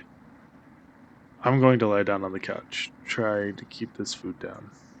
Gregor crawls onto the couch, turning his back to you. Karin leans in close to whisper. I'm glad Mariah and Anatoly are gone. They were stopping us from bonding properly. How did you get so good at it? You tell Karin. After one bite, it just made me feel whole again. Even with the nightmares, it's worth it. It took a few nights, but I fought back. And now it's all I can think about. I read a book on necropsy. The text is ancient, but the diagrams are beautifully drawn. Very descriptive. How many years did it take you to perfect your art? You tell her. Yeah, right. I used to tell Mariah that you weren't funny, but that's not true. Sorry about that. You've grown on me. Karin pauses, deep in thought. You know Gregor can't swim, right? He'd be the next to leave, but he doesn't stand a chance outside. They always seem to come back, right? In one way or another. Why wait for him to come back? Karin hands you a vial of liquid. I think you know what needs to be done. This is a strong anesthetic. I want you to slip this into Gregor's mug tonight. He won't feel any pain until he wakes up. All you have to do is stand back and let me work on him. The request is beyond extreme. Will you do this for me?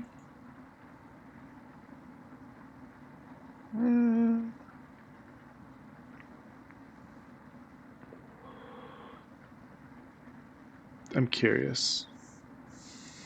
I need to psych myself up for what's next. This is my first time and I want it to be perfect. Does it say the same thing? I need to psych myself up. Okay. Yes. I knew you would. Thank you. She's learning quickly. You definitely think Karin will remember that. Your relationship is stronger.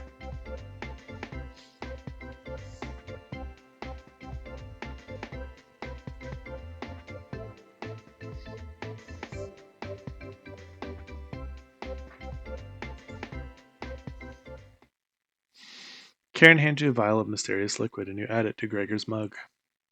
Gregor, it's been a while since you had some water. Come drink with us. Uh, Gregor looks frightened. I can't stop thinking about the little guy. The storm. It just never ends. I miss Anatoly and Mariah. Let us toast to Anatoly and Mariah. They'll always be inside of us, Gregor. Can't change that now. Gregor begins to weep. You're right. Have you ever eaten raw meat, Gregor? What? Eating raw meat is one of life's greatest gambles. Get deathly sick, or. Gregor slowly puts the meat into his mouth, ignoring the smell. He chews it between sobbing. Ugh. I'll never forget the first time I met Anatoly. I was chopping firewood outside his house, getting ready for winter. Anatoly came over with a butterfly net filled with them. He introduced himself, and he asked me if I wanted to hold one of the butterflies. I had never held one before. He told me not to crush it between my large paws. Anatole and Karin, where did you get this water? Would you would you do anything to save your friends, Gregor? Of course. Gregor's eyes start to droop. I think it'd be best to have an early bedtime tonight. Let me help you onto the couch, Gregor. Yeah, thank you, Karin. I I Gregor passes out cold. Thank you. I'll handle the rest. If he screams, please ignore it. Okay? You don't want to interrupt Karin with this.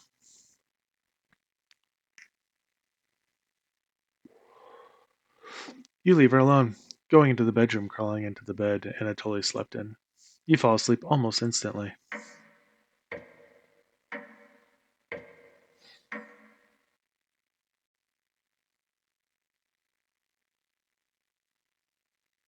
Mm. You have a strange dream.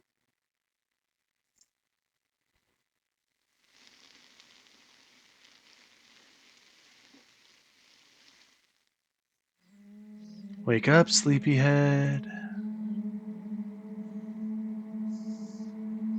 You were having a nightmare. Thanks for letting me practice last night. I think I did a great job. Made us all some breakfast. Breakfast with what? That's a surprise. Gregor already's finished his. Took him a few hours, though. Come on, let's eat. You get out of bed and head to the living room. Why? He's a little weak from blood loss, but don't worry. Bandaged him up like a field medic. My. What is it, Gregor? Where are my. Maybe if you spent as much time reading books as chopping wood, you would have noticed the pages I was bookmarking in my necropsy book.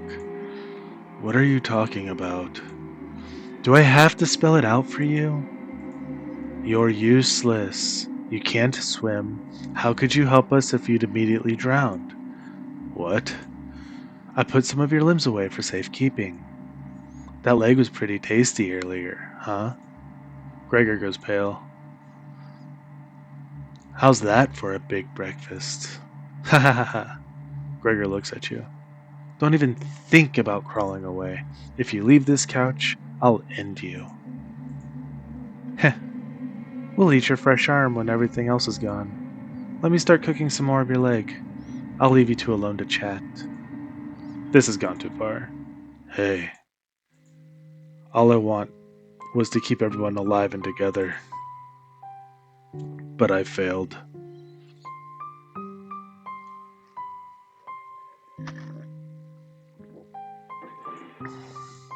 Are you are you disappointed in me? Yes. Oh, I wasn't expecting that. When it's time, don't let her torture me anymore. Please. Just make it quick. I beg of you. I'm sorry. Getting too lightheaded to hold a good conversation. She's gonna torture me again. You know that, right? You nod. Gregor grows a little more pale. Can you cover me with a blanket? I'm so cold. This cabin, everything about it chills me to the bones. Please, consider it my dying wish. No, you monster. Just let me die in peace. I don't have anything left to say to you. You. I. Anna.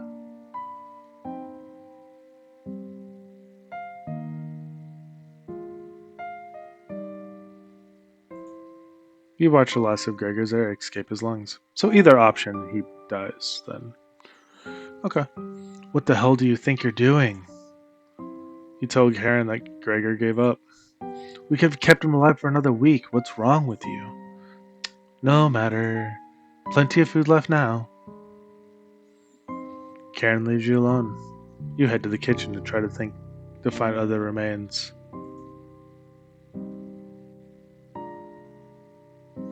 Gregor. You look at the pile of dishes and your mind starts to wander. Hello! Let's play hide and seek. There's 5 of us to find. Can you find all of us? The red-haired woman should know where the basement key is. And I bet one of us is hiding down there. She's whittling something in the rocking chair right now. So watch out for that knife. Probably best to avoid the knife. Wait. I... Isn't that your knife? Why did you let her have it? You shrug. As leader of the Chompettes, it's important you find all of us. So please don't forget any of us. Good luck. Cabbage rolls away and tries to hide. Why would Cabbage want to play hide and seek right now? You've been neglecting the Chompettes lately. Can't hurt to play along with them, right? You go to talk to Karin in the living room.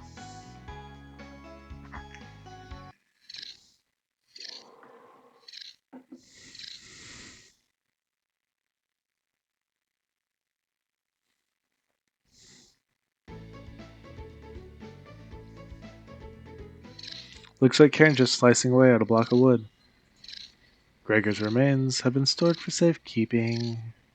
Scrubbed all the blood off the couch to save you the trouble. Yes?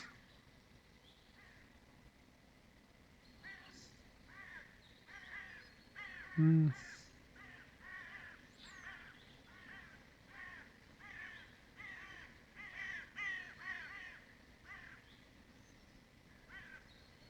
Have you seen the basement key? Wasn't it in the kitchen? You can't remember. I haven't seen the key. Maybe one of the Chompettes can help you find it in the kitchen. You decide to go look for it. Actually, I'm going to rewind this a little bit. What are you whittling with that knife? A wooden knife? Do you want one? I'd like my knife back. Oh, yeah. I picked it up the first day and you said nothing. Karin looked pleased with herself. She's too happy right now.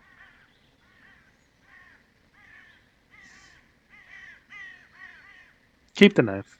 Aren't you sweet? Now I can make some cutlets for tonight. The basement key should be somewhere in the kitchen.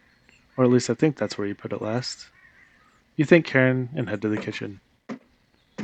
Does that give me... Nope. Hey thief, give me back my knife. Yeah? I'd rather be a thief than a...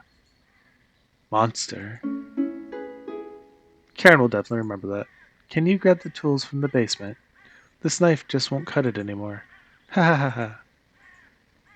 I mean for the bones. It's terrible for cutting through bones. The key should be somewhere in the kitchen. Come back if you get lost. Okay?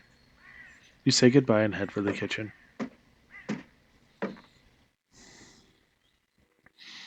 Thankfully, there's not too many places for Cabbage to hide. Where do you want to check first? The cauldron. You hear some rustling around. You found her! She always picks the same hiding spot. Ah, you found me! Well done. As leader of the Chompettes, getting through the mouse holes is a chore. Can't find any Chompettes to push me through. You'll help me out, right? Cabbage has joined the party. 4 Chompettes to go. Glad you asked. If you keep up, you'll be a member of the Chompettes in no time. You asked Cabbage about the basement key. Did you forget again? It's right in that nasty oven. There's nothing but a big pile of ashes in there. You found the basement key. There it is. That's the room where we found Potato. Check behind the cauldron for the other one. You got the basement entrance key. Let's go find Onion. He's hiding in the bedroom.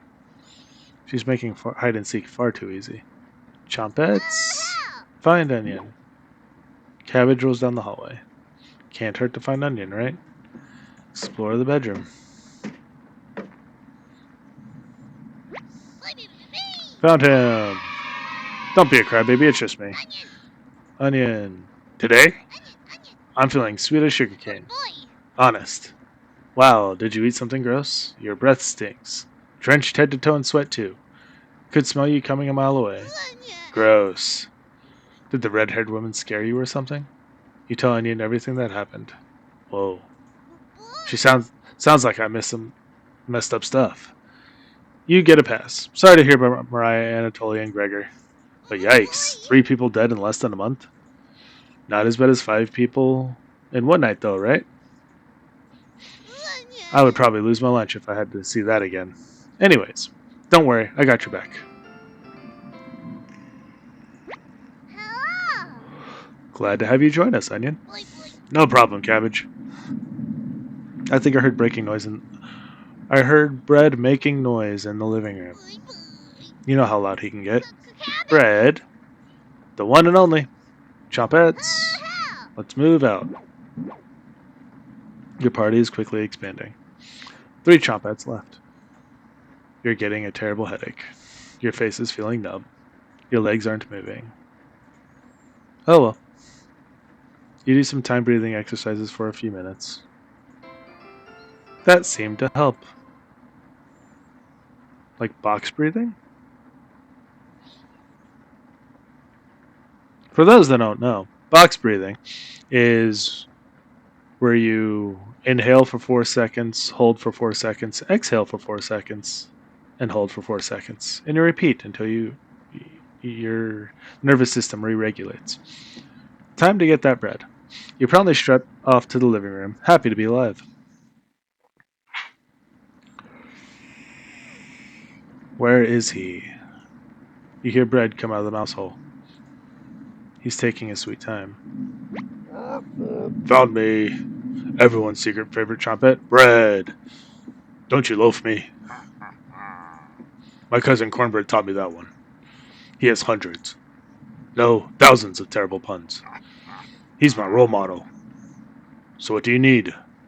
You tell Brad about gathering chompettes together. That's a pretty crummy idea. Remember what happened last time with Potato? I mean, you're going against the whole grain here. Do you really think we want to go back downstairs? Cabbage. Brad, we need your help to find Potato. Missed you, big guy. I would never let the chompettes down. No need to pass my culinary quiz. I'm coming with you. That's great, Brad. Glad to have you on board. Of course. Wait. Are you drooling? All 3 chompettes are staring at you. Are you thinking of eating us? You accidentally lick your lips. Cabbage. Snap out of it.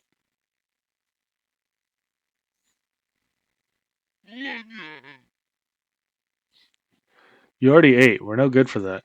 You glutton.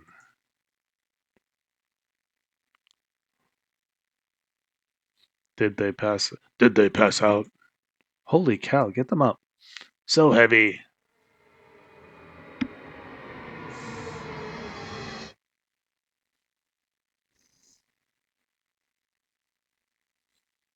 You stumble to your feet.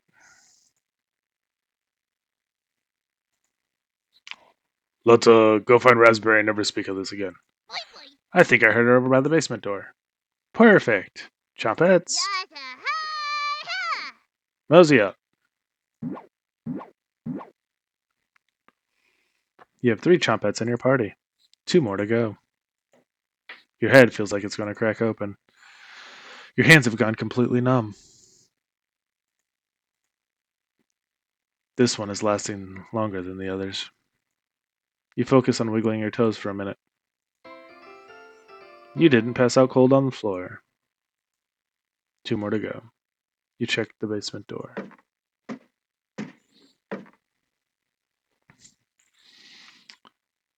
I will be right back.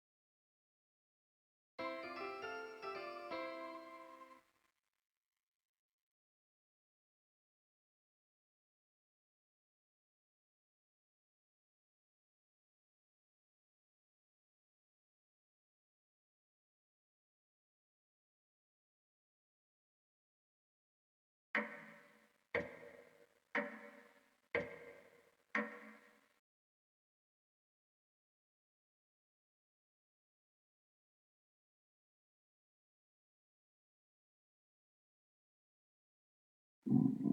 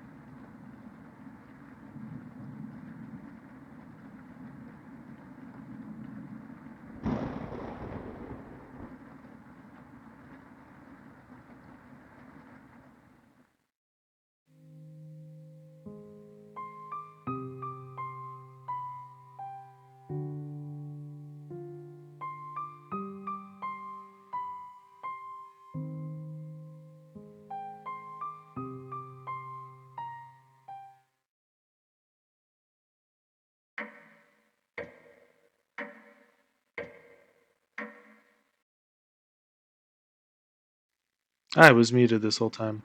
I apologize, everybody. Probably very confusing to watch.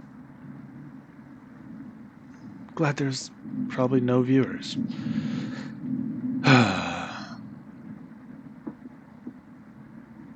So it's probably about 10 minutes of... Okay. You must have woken up too early today. The cabin living room is pitch black. You picked up a flashlight nearby to explore the darkness. Anatoly?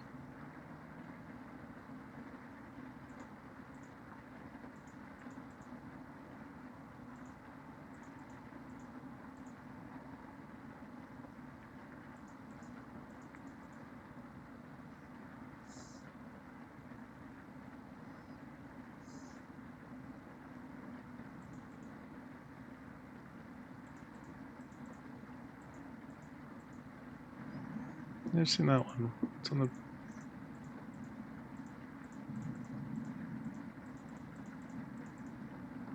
You notice a note sticking out from one of the books.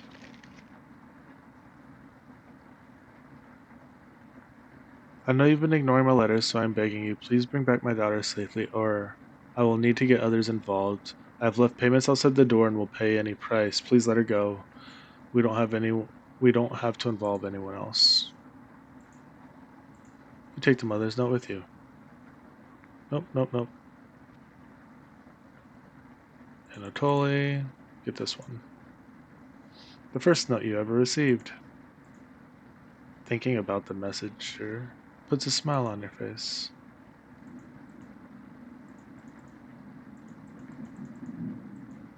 Okay, then we'll do this one. You take mother's note with you, you lay back on the couch, drifting back to sleep.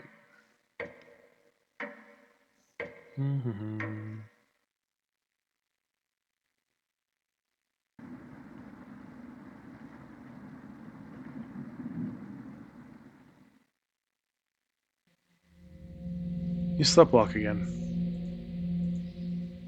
You can hear Potato mumbling in the drawer. Oh, it's you again. Tell me, your first week with the others, where did you sleep? You think for a moment, but come up with nothing. It's worse than I imagined. Do you remember any concussions? Still nothing? You would routinely collapse around the cabin, sleptwalk into walls too, even fell down the basement stairs. I can't believe you haven't broken your neck yet. You seem to survive almost anything, right?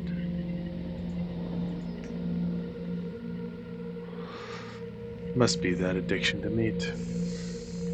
Or something else. Would you share that secret with me? Sure. You tell Potato the secret. Wow, didn't think you'd be dumb enough to tell me. Thank you. You instantly regret telling Potato. Ha ha ha. Do you think Karin is still alive downstairs? She'll be much stronger than the last time you saw her. She's been eating them. Probably finding something useful down there too. When's the last time you've eaten? Haha. It's time to take it back from her. Go downstairs. Put an end to this. Not for them. For me. You head for the basement door. It's been enough days. It's been enough days, right? You open the door, prepared for the worst.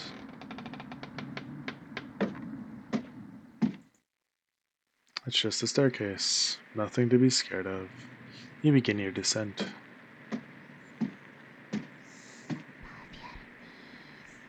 Something is approaching.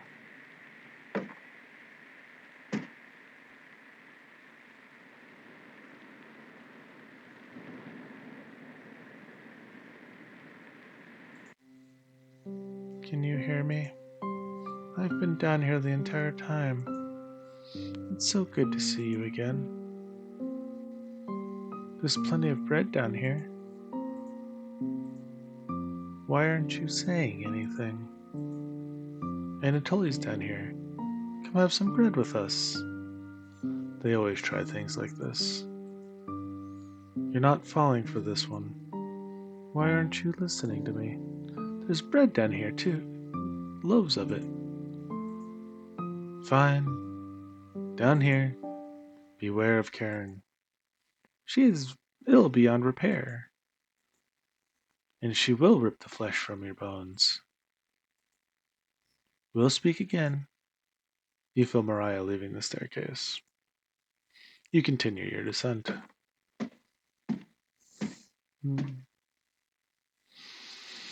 The walls, they're a mix of dirt and soot. Something is approaching.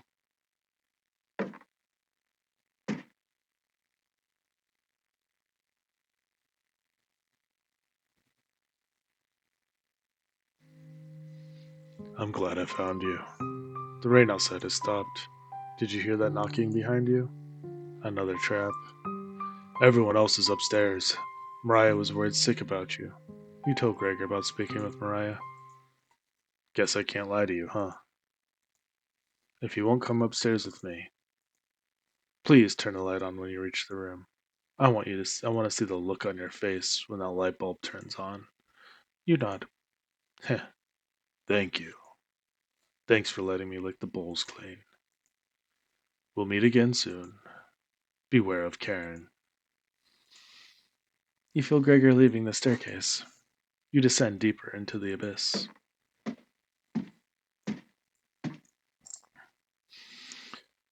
The air pressure down here feels heavier. You touch your ears.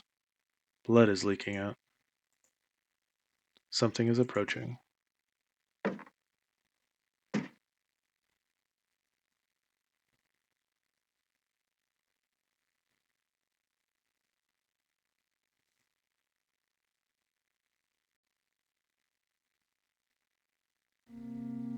Oh, thought you'd still be fitting out that glutton Gregor right now. You tell Anatoly about meeting with Gregor and Mariah. Oh, you don't want to pick onions outside? You shake your head. Guess there's no fooling you, huh? You ask Anatoly where Karin is. Below us. Waiting to devour you. Down here, the whispers have told me about you. How long did you leave them in there? Beware of Karin. She'll wipe that smug smile off your face. See you again soon.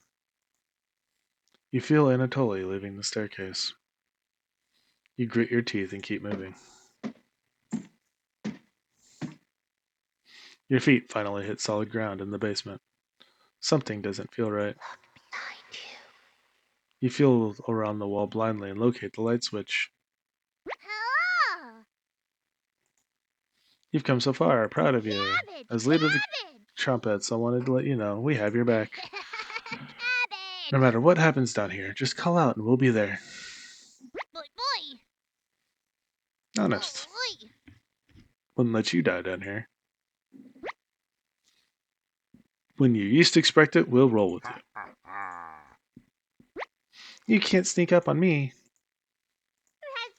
but sneaking up on you, extremely easy. Way too much wax in your ears. Cabbage! Raspberry. Onion! Don't get on Raspberry's bad side. Your ears have so much dirt in them, they could probably grow potatoes.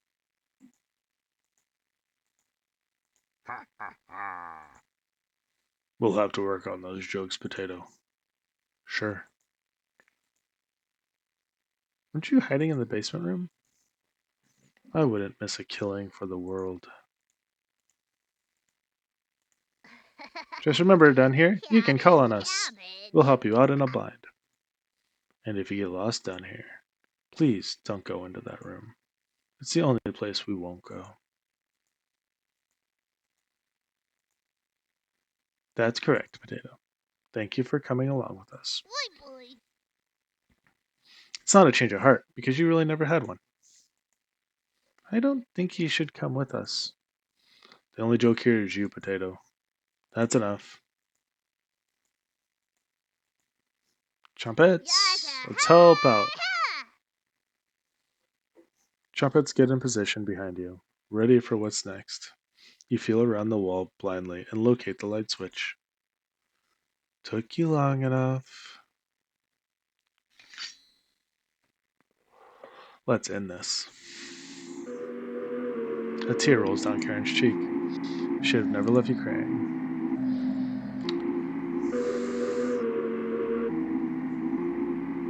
Let's see if I can do this without using them this time.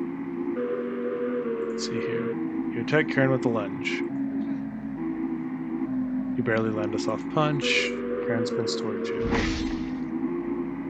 Some blood splatters on the floor. Karen cackles. Throw you in the floods.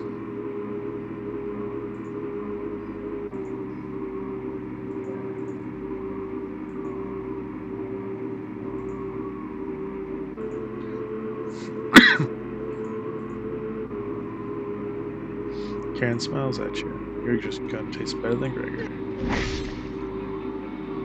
Should have kept that door locked.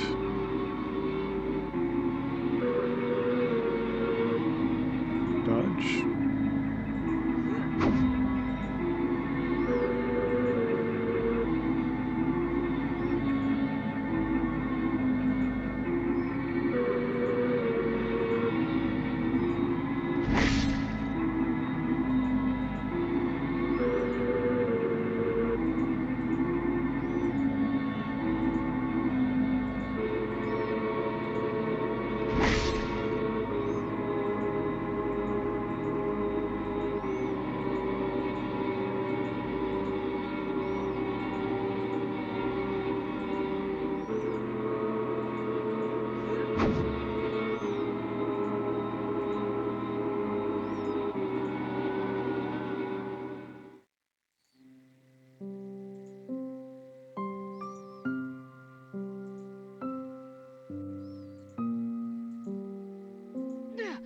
You have a handful of Karen's hair smacking her against the wall. You kick Karen. You connect with her hip. Karen rushes towards you. Ooh. Karen's seething.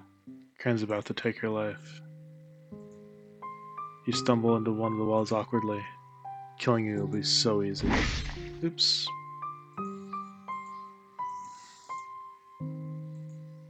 She devours your body on the floor of the basement. Your corpse lasts a week.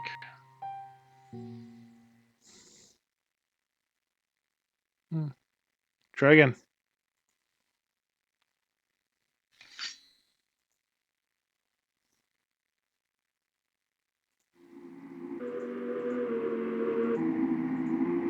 Should have killed you earlier, no chance of that now.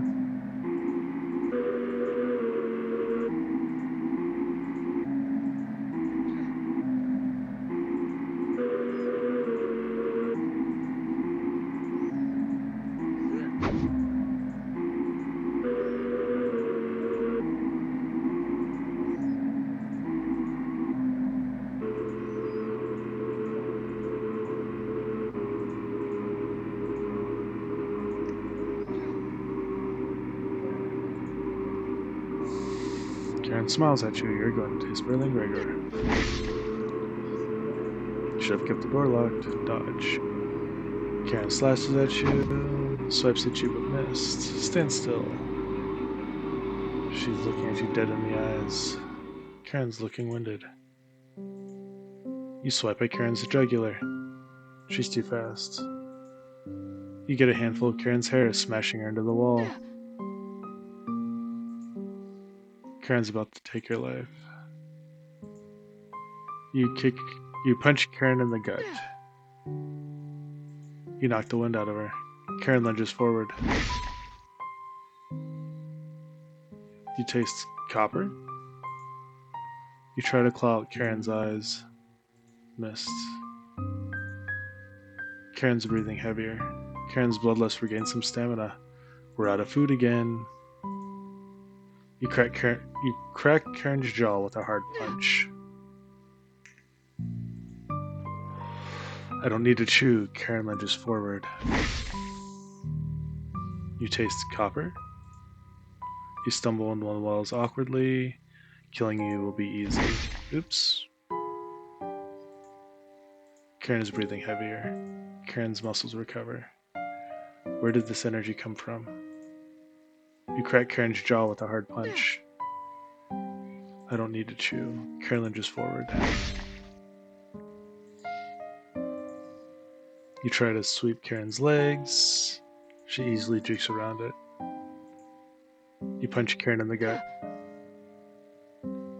You knock the wind out of her. It's over.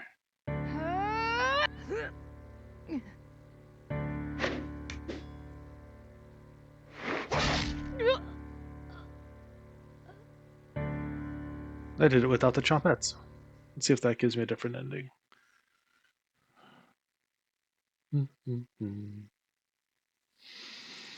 Karin quickly stumbles down the hallway, turning left at the end.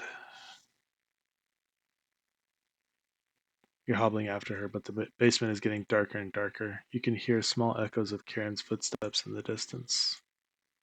You're getting lightheaded again. Cool liquid is coming out of your ears. You almost trip a few times as you move downwards. Your shoes begin sticking to the ground. This area has a door in each direction. You head east, opening the door. You feel Karin's presence is close by.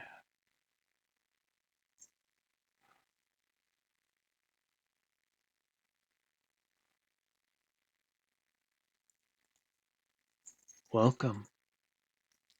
We've been waiting. Turn on the light.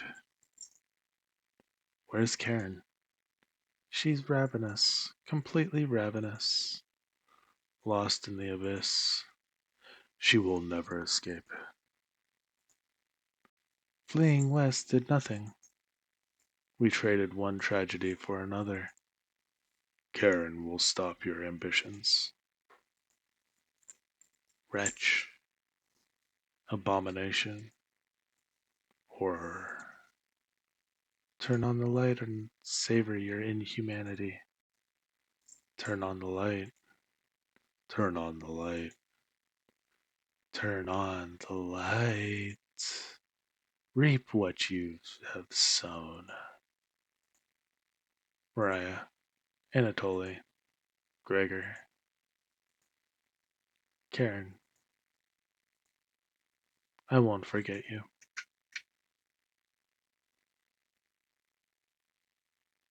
I'll tell you a final story, but do you promise not to laugh?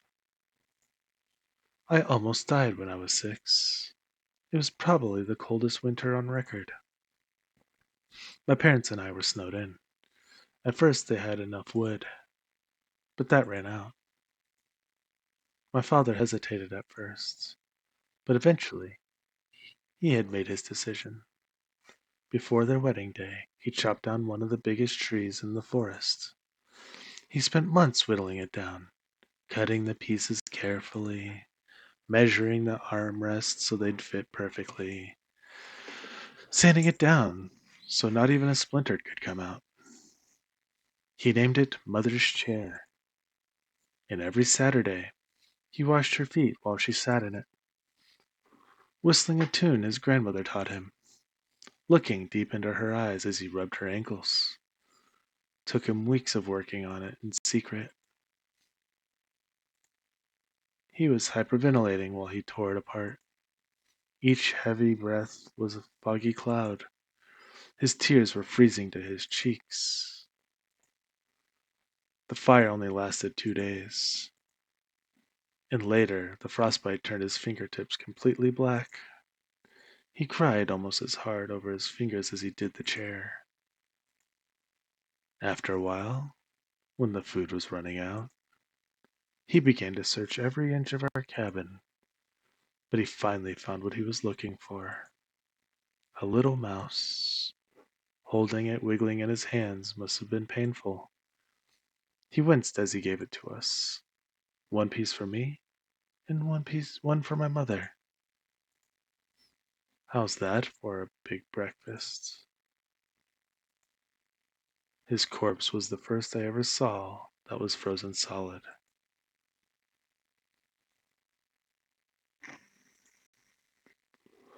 You hear talking upstairs. Thieves? You grab your flaying knife and silently go upstairs. You'll eat well tonight.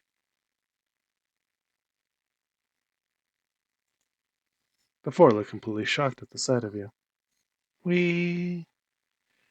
She doesn't look like she has the courage to speak. We've been lost a few days. Your cabin is the only hut we've seen out here. Can we stay here for a few nights? You clear your throat and ask the questions you've asked thousands of times. Did you come on your own free will, or were you sent? We were technically sent. Anatoly, we came on our own free will, though I'm a little confident in her answer. They answered incorrectly. You clear your throat again, coughing profusely. You must stay in my cabin until you're ready to leave. Hmm. The group looked terrified of you, as they should be. Wasn't that trail steep? Yeah. The group finally returns to normal. It's forced, but they attempt to save face. That walk was brutal, but this cabin is amazing. Full kitchen, running water, it really has everything. Finally, a place I can read a good book in peace.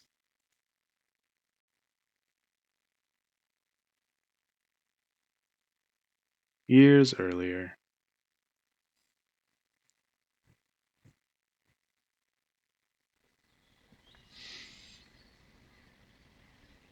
Uh,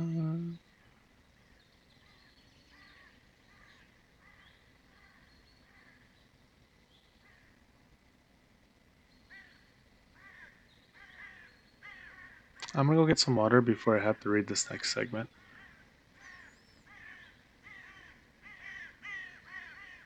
I will be right back.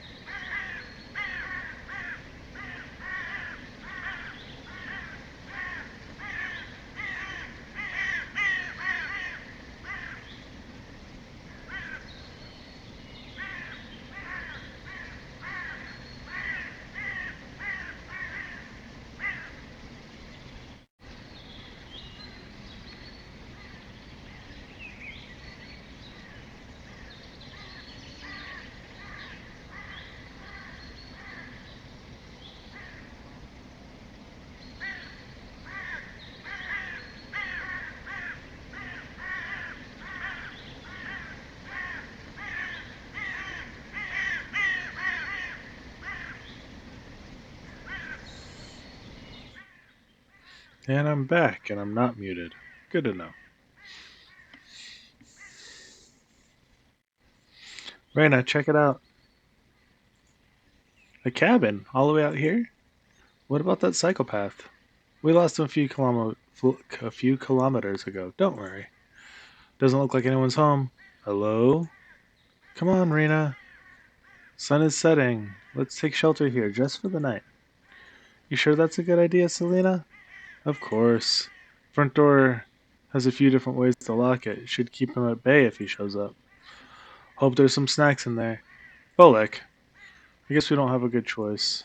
We'll head back to Zakopane in the morning. Don't worry about it. It's just for one night. You decided to join up with your friends inside. Did you lock the door? All set. Whew, sorry about that. Could you see him out the window? No, he probably went back to town.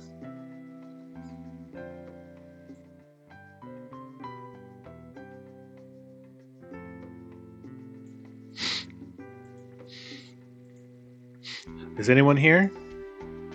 No, I yelled and stomped around. Nothing.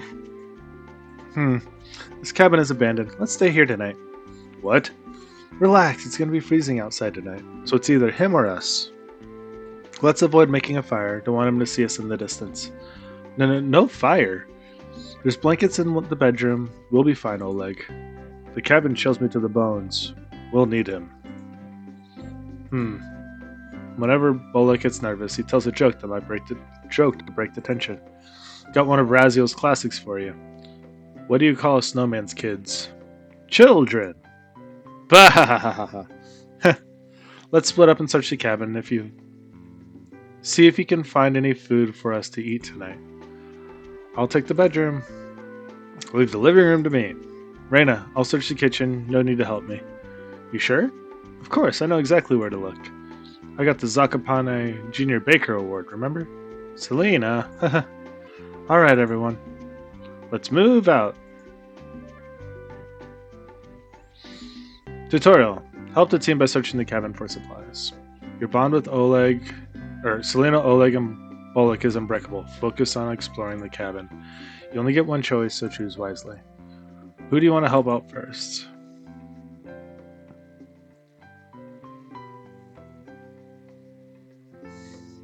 Who did I help last time?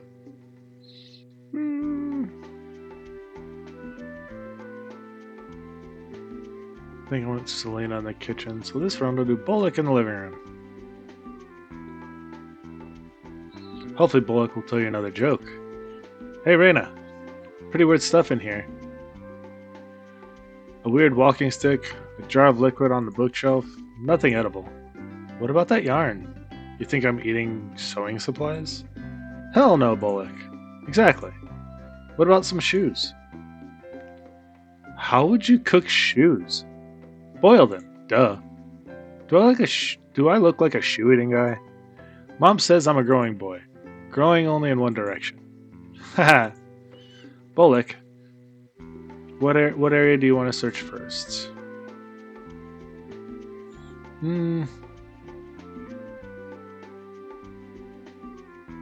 Bookshelf. There's nothing interesting in the bookshelf. No point in reading today. The walls? What's with this painting? A lightning blast during a severe thunderstorm? Good for the crops. Bolek. You see this note nailed to the wall? You read it. What feud? The author sounds like an old man, right? What's up with this walking stick? We're in the mountains. Everyone needs a walking stick. The bottom of the walking stick is smeared with ash and plant resin. Disgusting. There's a jar of mystery liquid on the bookshelf. I'll give you 30 currency to drink it, Bolek. What? Make it 50. Sure, drink up. Bolek brings it to his nose before immediately putting it back on the bookshelf. It smells awful and there's stuff floating in it. You don't need to drink it, Bolek.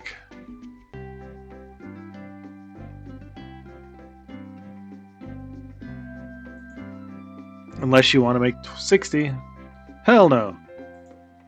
Drink the jar of mystery liquid? Yes. Reina, what if it's poison? Open up and sniff it. Smells like pickle juice. Oh. Hand it over then. I love pickles. I'm not giving you 60 for drinking pickle juice, Bolek. But there's a foam on the top. No way of telling how long this has been out. Or how hot this jar got. Right. You put the pickle juice back on the bookshelf. Huh? You see the outline of a trap door below the left window. Bolek, there's a trap door here. Whoa, good eyes, Reina. My nails are nubs. Can you get the edges? Got it. It's a very shallow, hidden compartment. Bummer. Looks like there's a note here.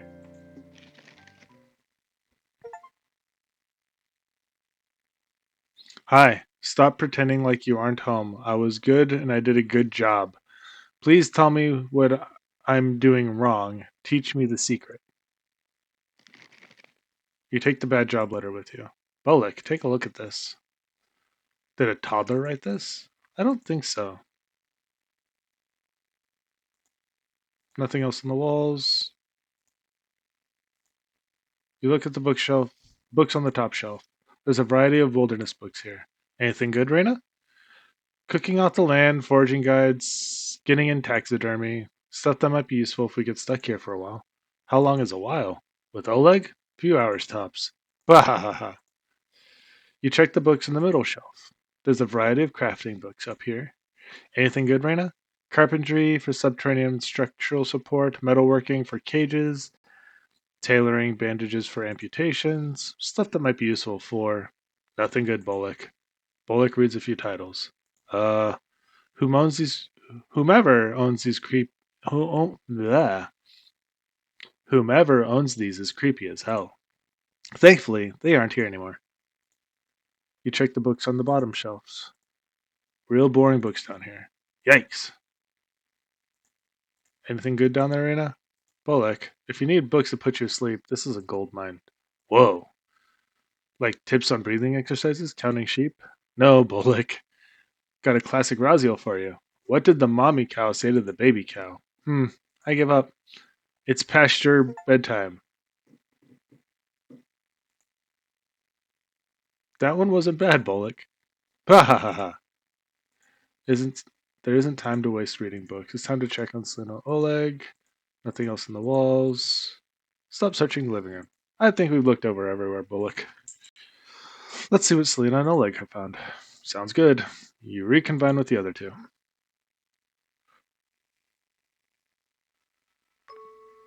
You first met Bullock in the 4th year of elementary school.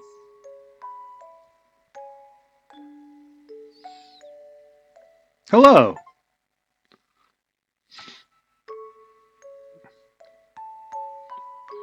Hope you're well. How was burger night?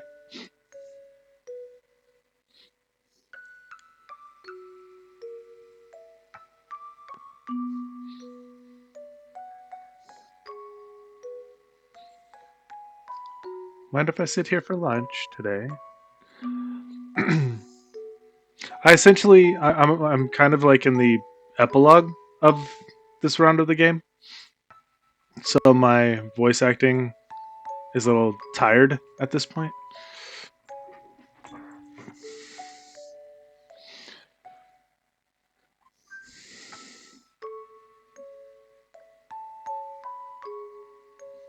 Oh, that's fair.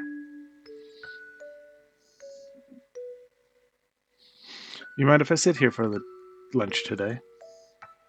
I know it stinks to be new. Of course. Olek, right? Yes, and you're Reina. Nice to meet you, Reina. Same, how's class coming? Boys in math class are being jerks. Casimir is... Yeah, he's a loser. In 3rd grade, he crapped himself while singing in a choir concert. Everyone around him was gagging, but Selena and I were laughing so hard at that. Ha ha ha ha. Selena. Yeah, she's out sick today, but we've been friends since we were babies. I'll have to introduce you to Oleg. He's a class lower than us, but he's hilarious. Haha, sounds good.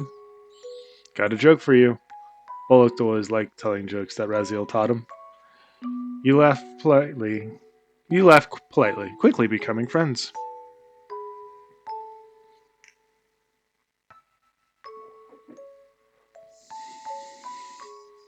Rena, you alright?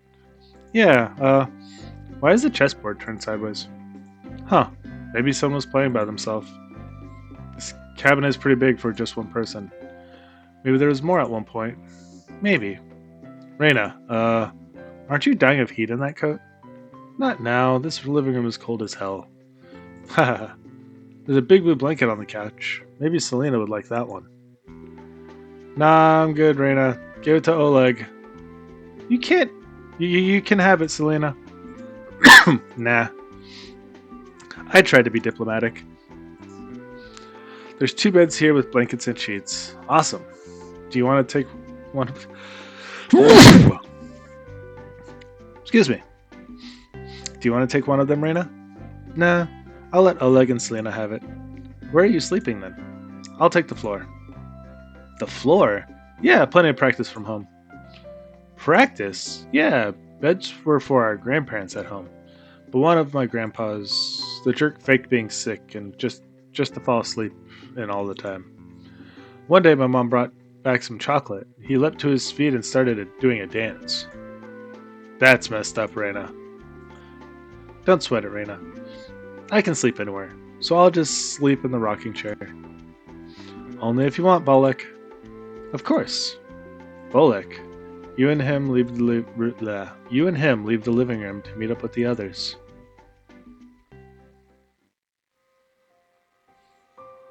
Okay, team. Find anything?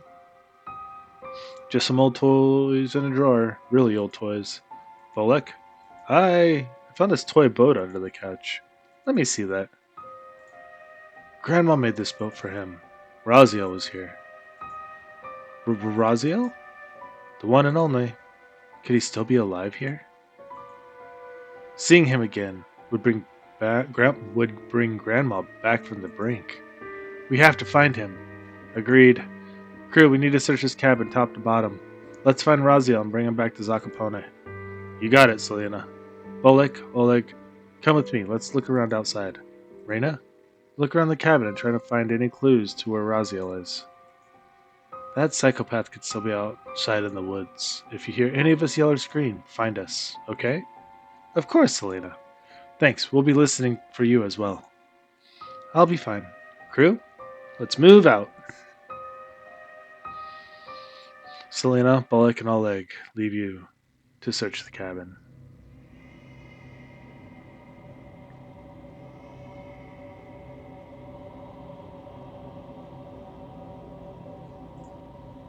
Who's there? Nothing replies back. It sounded like it was coming from the kitchen. You walk over to investigate. Hello?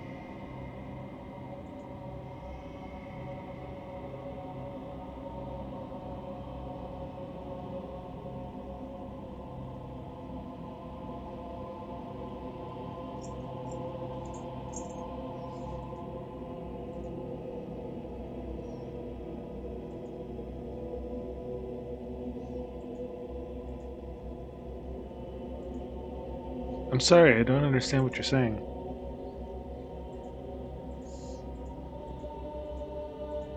A drawing is pushed out of the cabinet.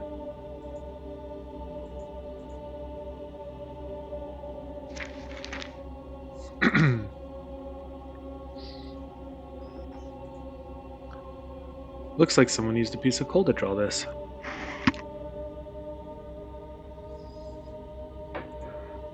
Are these bars of a cage? Staring at a door. You take the cage drawing with you.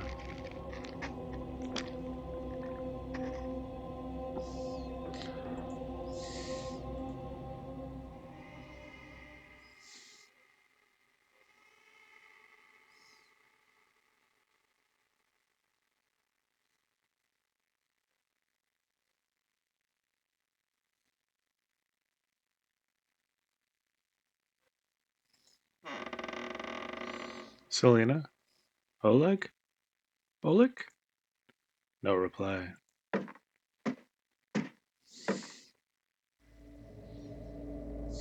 Reina! We saw something weird down the hill. Looked like an old fence with bones all over the ground. It could have been animal skulls, but we couldn't tell from that distance. Heard some weird whispering before we got back to the front door. Find anything? You wouldn't believe me if I told you. Strange whispers coming out from under the kitchen sink. Whispers? Was it a ghost, Reina? I'm not sure. Couldn't understand any of the words. Ghost, Bullock attempts to lighten the mood a little. Got another Raziel joke. One of Raziel's jokes for you. What do ghosts like pouring over their food? Bullock. Give up. Gravy. It was probably just the creaking of the cabin, Reina. No such thing as ghosts. It seemed pretty real, Selena. Well, if you see it again, let me know. That fence outside was absolutely terrifying. We can't let our guard down here. Yeah. Can we not split up anymore? I'm scared of getting separated now. Of course, Oleg. We're a team, and teams stick together through thick and thin. Rain or shine. Feast and famine. You're right, Selena. I just don't want to lose any of you, like Raziel.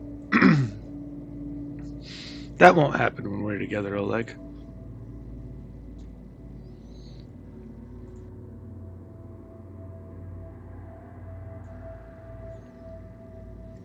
Bullock, you're a night owl.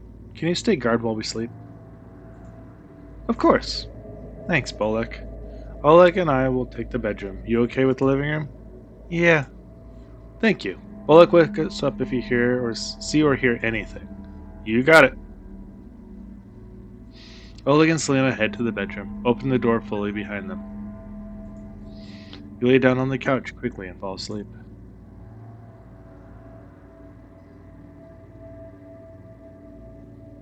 You close your eyes but cannot stop thinking about the butcher of Zakopane. His third victim probably had it the worst. Stabbed in the stomach like the other two, but this one was different. The boy was missing both ears, so investigators concluded it was a copycat to a series of grisly murders from years ago. What kind of person would take someone's ears? The victim's family and neighbors searched the murder scene top to bottom and the alleyway outside. All they could find was a broken window that the butcher used to gain entry. It was a mystery that nobody in Zakopane could solve.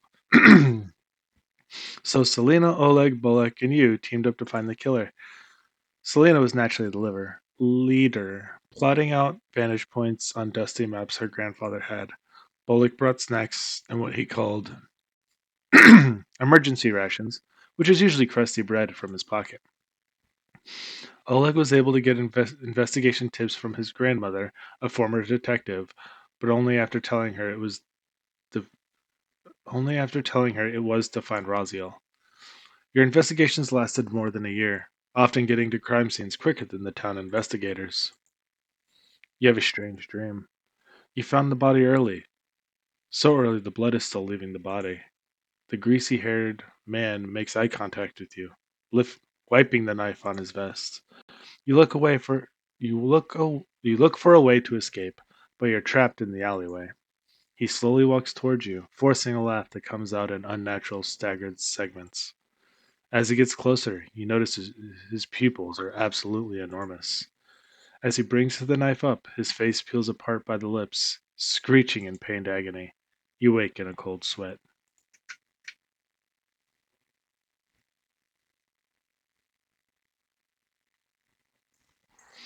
Wake up, everyone.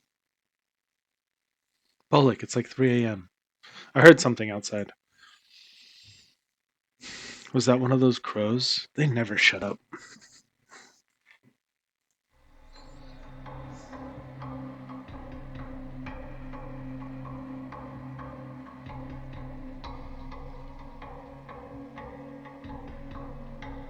It's him.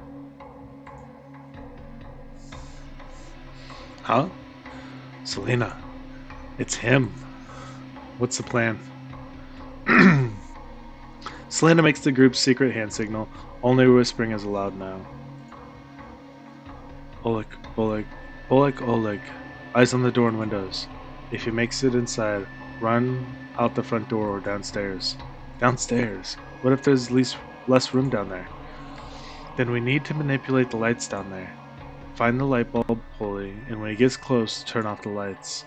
He's got that knife, so run for the front door when there's an opening. What if there isn't working light down there? Our eyes can see better in the dark than him. We can run circles around him while he's blind down there. He doesn't stand a chance. Don't count your chickens before they hatch, Oleg. Bullock, can you outrun him? Of course. Reina, do you see anything out the window?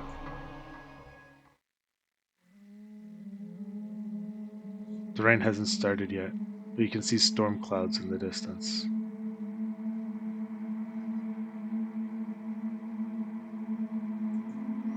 Maybe it'll get too muddy for him. Unless he's coming through one of the windows. The window glass is thick. If he tried to break it, everyone would hear it. Whomever built this cabin definitely was here for the long haul. See anything, Reina? Nothing. While keeping watch, I found this in the bedroom. Here.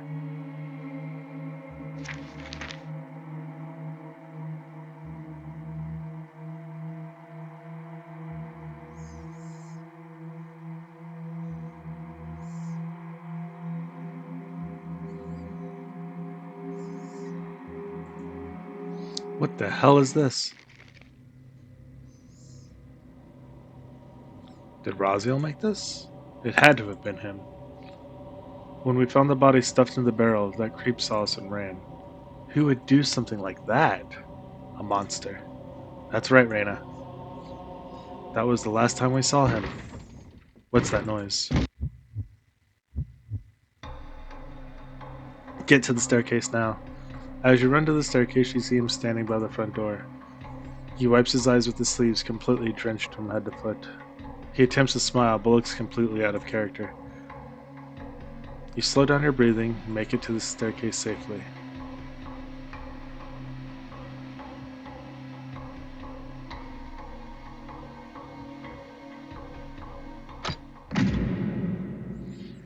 Selena takes out the basement key, locking the door behind you. There, that should slow him down. Reina, can you lead? Of course, Selena. Wow, he's determined. Alright, we'll be right behind you. You begin your descent.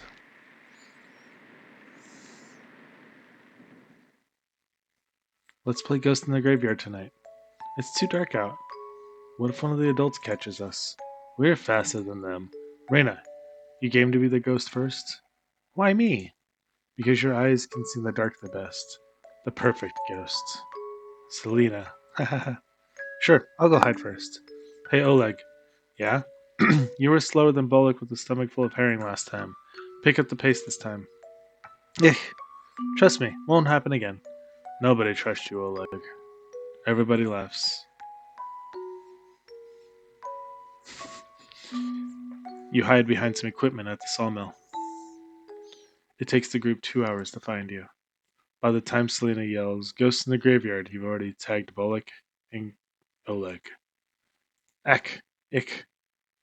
You're too fast, Reina. Nobody sneaks up on me. Nobody.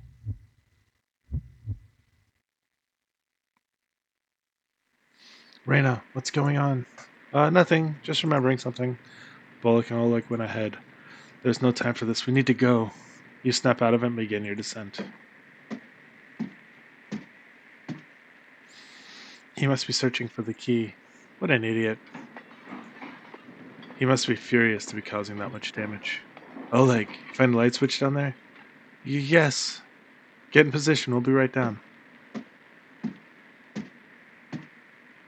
The locked door is keeping him busy. The door is pretty old, though. Did you see the holes in it? He's coming down. Run! Your eyes strain to see further down the staircase. You can't hear him.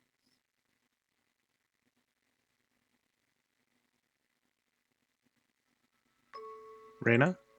We have someone special to introduce you to. Raziel, come out. Don't be shy, Raziel. Reina won't bite. Hi. Nice to meet you. I'm Reina. It's okay. Your cousin is a great Bolek. Just wait, everyone. Give him a little time. He has the world's best puns. He memorized every single one Grandma told him. Grandma bought me this book. Raziel, this is 500 pages long. Yeah. Everyone laughed with Raziel, enjoying a nice meal together with Bolek's family. Raziel tells countless pun jokes. Bolek howls with laughter, and the adults shake their heads in agony. His joy is infectious, making Zakopane a better city for everyone. Except for one. Reina, you're slowing down again. Selena, Raziel, what about him? I keep remembering him. I see. Crew, let's keep going. He continued downward. The hell is this?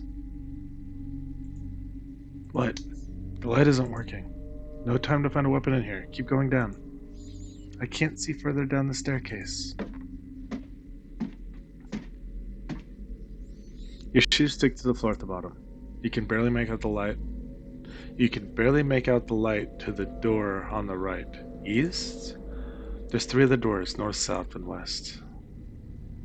Selena tries the door on the north first. Locked. This room is tiny. How are we going to get around him? Don't be scared. Let's try the doors and see if we can lock it from the inside.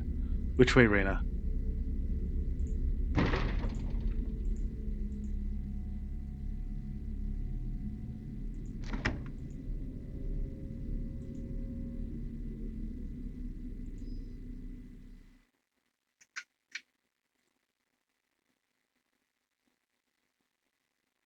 Leave us alone. You left the knives upstairs. It's 4 against 1. Leave with your life. Ha ha ha ha ha. Say hi to Raziel for me.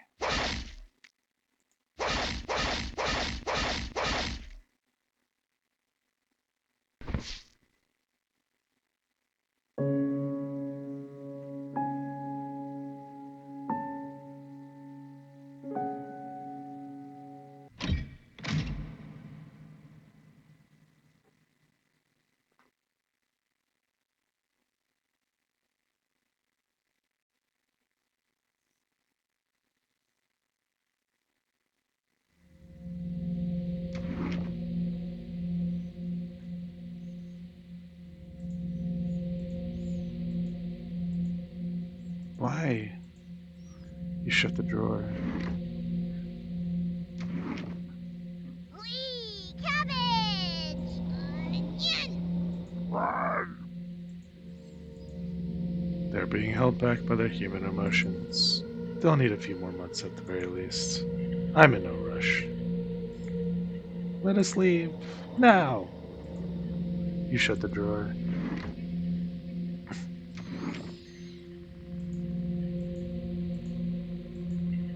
I'd like to explore the cabin. See where those whispers are coming from. Can I leave the drawer? You nod. Thank you. Wanna come with, Raspberry? I'm going nowhere with you. Poor, poor Raspberry. Yeah! Welcome! Onion! We've done a few annual Chompette comedy competitions since last time. Want to be the judge this year? Ignore them. I found some fascinating stuff by using the mouse holes. I need you to explain what the hell this is.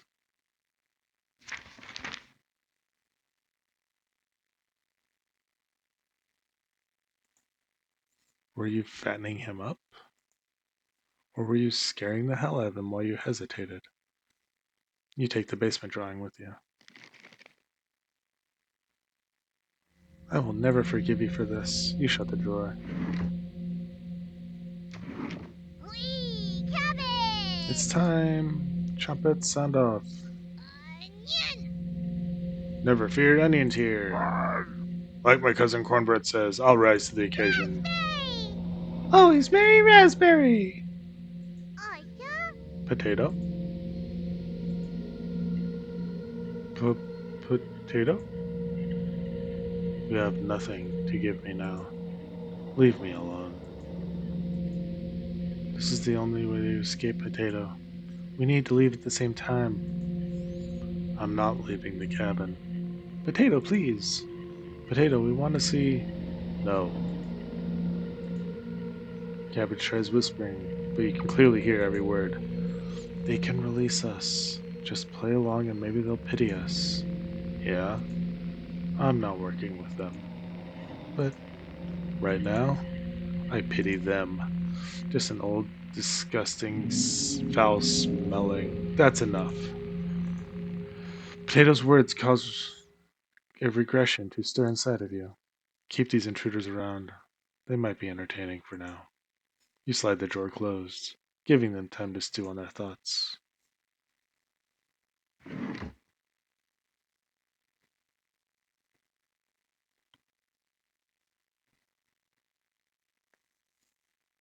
You have a strange nightmare.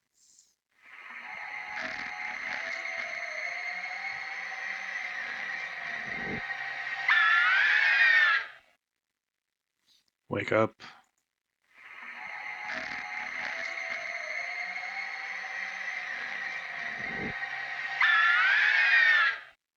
Wake up. I said, wake up.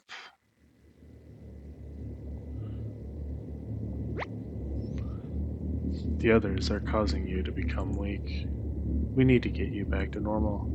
Less talking, less hesitation. Especially if someone's trying to become stronger than you. That used to make you upset, right? I'm keeping an eye on you. You ask for how long? At this rate, never. He coughed profusely, covering Potato in a fine mist. You're beyond disgusting. So then, are you ready to fight back against the nightmares? Punish the spirits that have made your life a living hell? Perfect. Let us give them no quarter.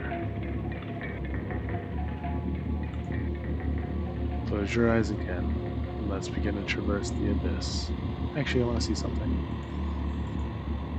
Your mind will be flayed if you let them. You're sure about that decision? Yes, I'm done fighting. Unbelievable. Allowing bad dreams to haunt you every night. I suspect you'll go mad in a few more years. Rotten hell, wretch.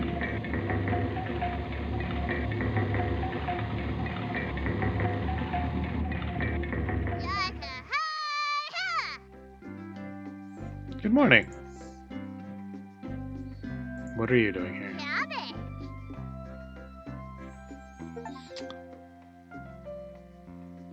I will be right back.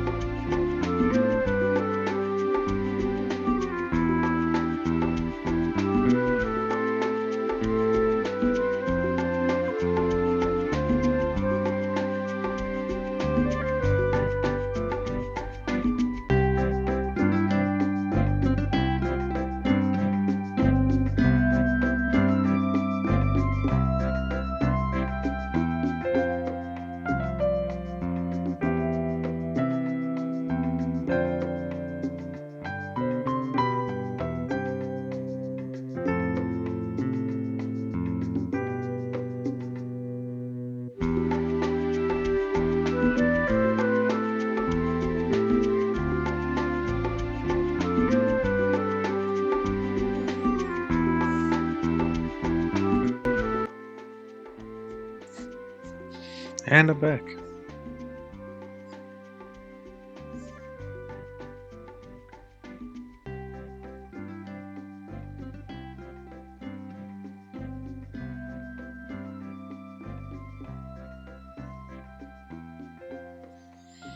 Let me see if I can fix this.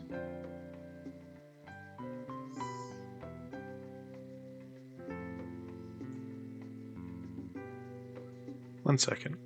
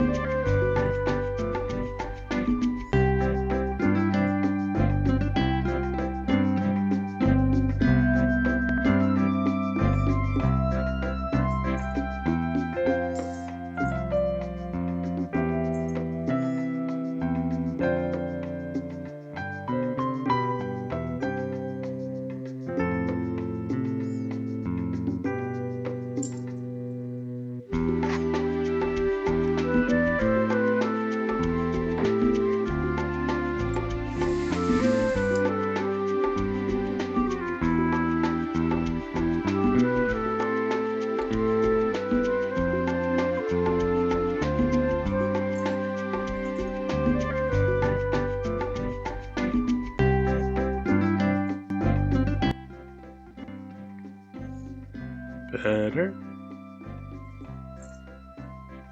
Okay. Looking for you. You're losing track of time again? Raspberry left up those charcoal drawings from earlier.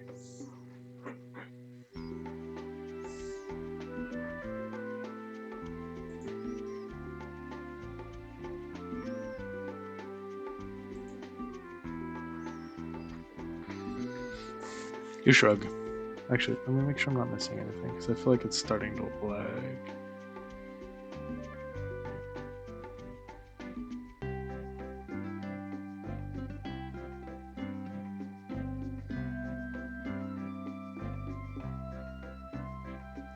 Okay, looking for you. Lost check again. Raspberry electric dish choker. Okay. Wouldn't want you falling back into your old ways, right? You shrug. She also mentioned she was hiding the key. What's up with that? Did you make her upset?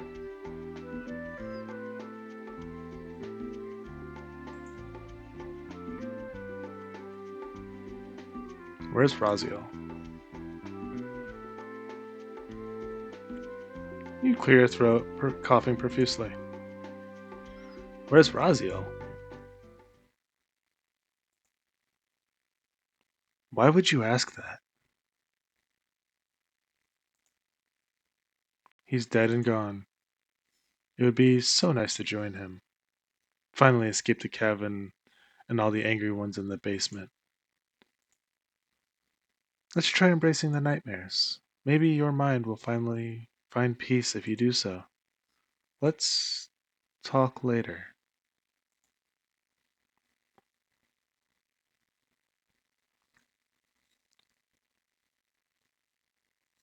Finally, peace and quiet. You close your eyes, wading into an ocean of nightmares.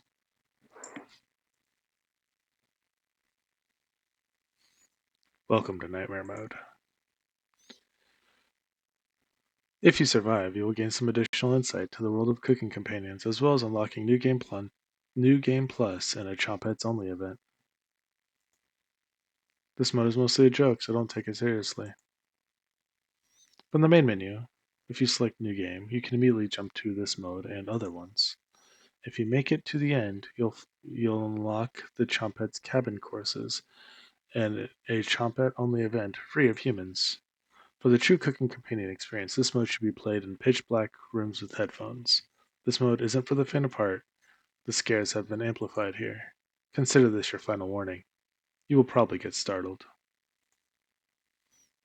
If you still need to max out your relationships, don't worry, you'll get the opportunity to do so in New Game Plus. You should really make a manual save right now. Don't hesitate. Manual save.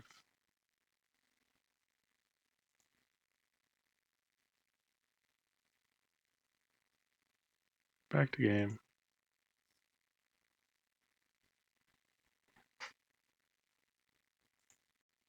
Thank you for getting this far. Your bravery is commendable and will be rewarded. Thanks for playing and leave a review.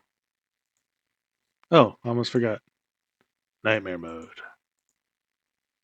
You wake up in the bathroom again. You find a strange note. Wait. I can feel the cold air crawling under the door. You got this strange presence note.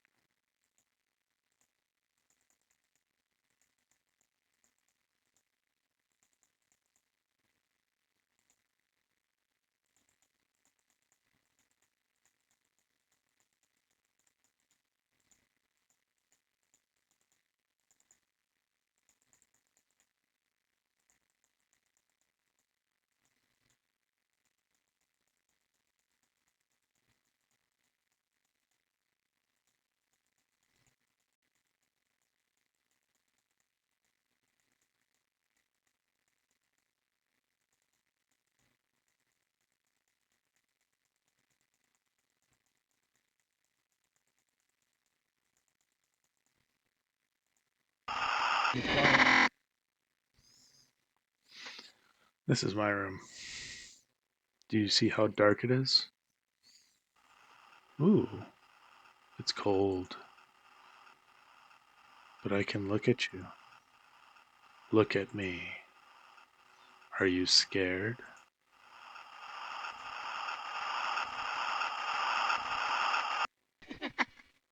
I am scared. You wake in a cold sweat.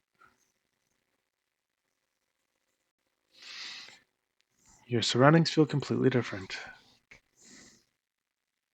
Mariah's presence is enraged. She's beckoning you to follow her. You get up and leave the bedroom.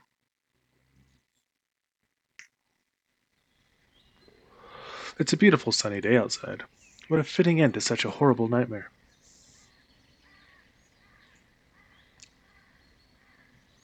You head to the kitchen for some breakfast.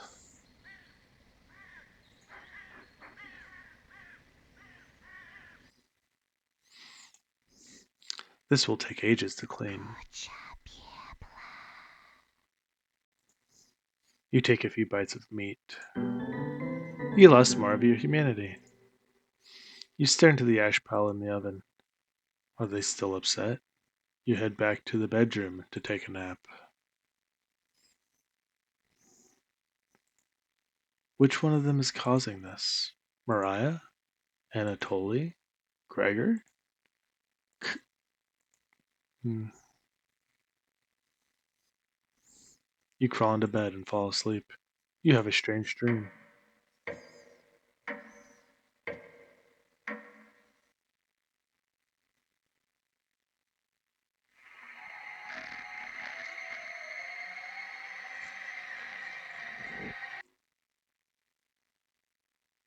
New game. Nope. Load game. Nope. Options. Extra. Exit game. Are we going to leave them soon? You nod. Perfect. He knows how to improve on your methods. I hope you share that knowledge with me, so we can outlive even the angriest of spirits. Wake up, sleepyhead. Karin? Karin isn't here. It sounds like she's whittling something again. Did she escape the basement? Karin? No reply. You head over to investigate.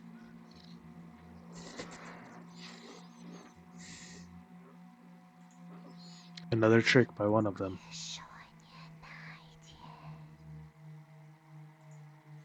Who's still missing? Karin? Someone is tapping on the window.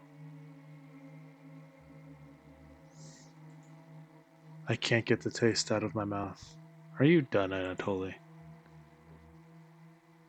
They're getting more bold in their actions. You head to bed and sleep on it.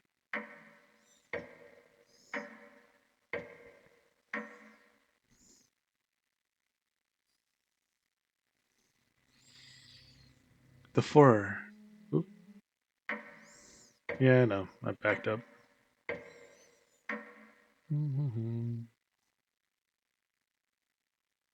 The four have returned to the first floor of the cabin. Wake up, sleepyhead. Karin? Come with me to the living room. Don't argue. You crawl out of the bed to face them. Welcome. We've been waiting. Do not leave the room. Would you like to start the ritual? What ritual? A ritual to manifest alternative possibilities. Mend mistakes. Uproot regrets. Let the others depart earlier than me. Let me survive. This means join hands with us and form this pack. This ritual is unlike anything you've ever heard of. Agreeing to help Agreeing to the pact could result in horrors worse than death. There might be no going back from this decision. Think carefully before deciding. Might be a good time to save the game.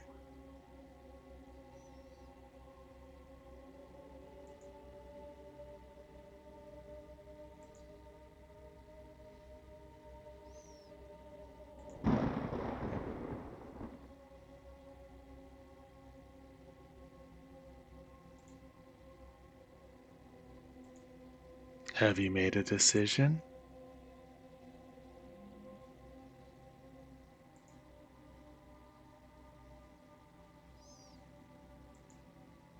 You nod.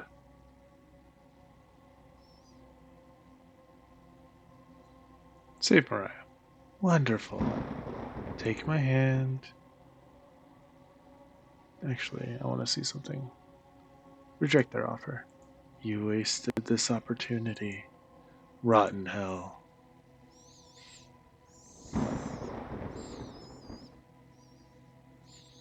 You've passed some sort of test. Was it the right decision, though? You crawl back into bed, still shaken from the experience. The sheets are drenched in sweat. You catch something moving out of the corner of your eye. You roll out of bed to see what it is. It feels like 3 a.m. Nothing is moving around the bedroom anymore. Gesture your imagination again. You head to the basement door. Is Karin still alive? A cold wind blows through the crack in the door. You wake in a cold sweat. You wake up on the cold bathroom floor. The door is locked. Did one of them hide the key in here? Where do you want to check first? Garbage can under the sink. You check the garbage can under the sink.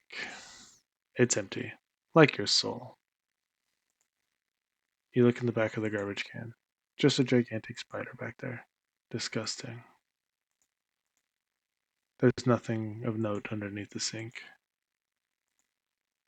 The key should have been under here. This continues to be a pretty big disappointment. The key should have been under here. This continues to be a pretty big disappointment. Okay. Inside the mouse hole. This mouse hole seems perfectly rounded, like someone used sandpaper on the edges. Did the chompettes do this? The hole itself is pitch black. Using the flashlight may aggravate whatever horror lies inside. Stick your arm in the mouse hole? Sure. You slowly put your entire arm inside the mouse hole and feel around. You feel the chilly presence of something behind you. The key is pushed into your hand. You pull your arm out, lifting up the toilet seat to take this celebratory bathroom break. Your hands are shaking uncontrollably from the whisper. The key has fallen into the toilet. Reach in the filthy toilet to get the key? Yes. This is the only way out of the bathroom. You plunge your hand into the toilet, grasping blindly for the key. It must have gone down the pipe. Oh wow! You really put your hand in the filthy bathtub toilet, huh? This seems to be a new low for you. Haha. Are you finally going to wash your hands now? The sink isn't working. Will the bacteria be the thing that does you in? Such a pathetic end for you. That key wasn't even for the bathroom door. That was the key to the Chompette treasure box. You really stepped in it this time.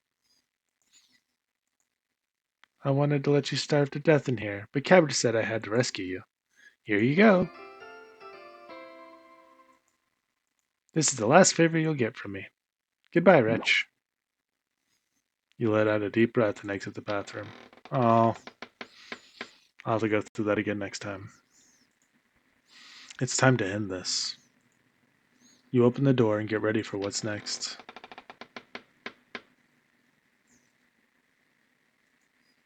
It's just a staircase. Nothing to be scared of. You begin your descent.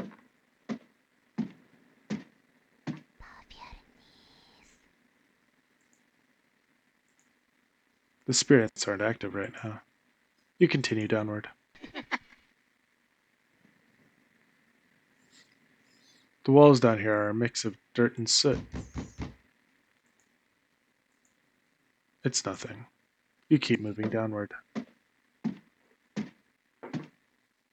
The air pressure down here feels greater. You're getting closer to Karin with each step. Something is approaching.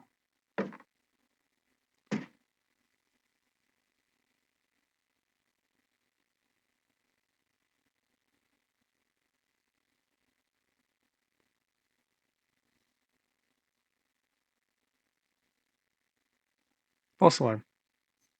Are the spirits below going to spring a trap on you? You continue downwards.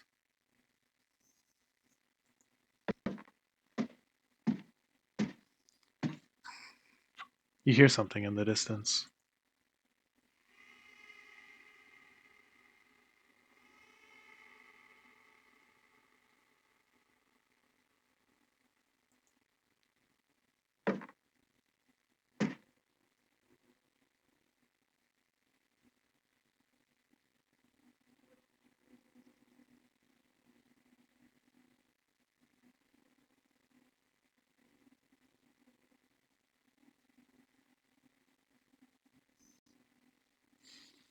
Está todo perdido aquí?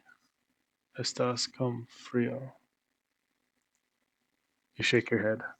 Oh, vamos conversar la ambición, ok. Eu tenho outros que quiero mostrar a você. Delas não para de sobre uma gaiola de passarinho.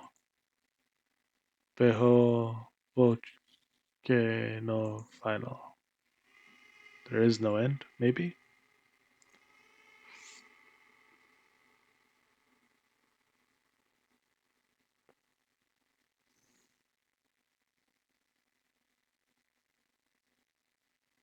You hold your breath and continue downward.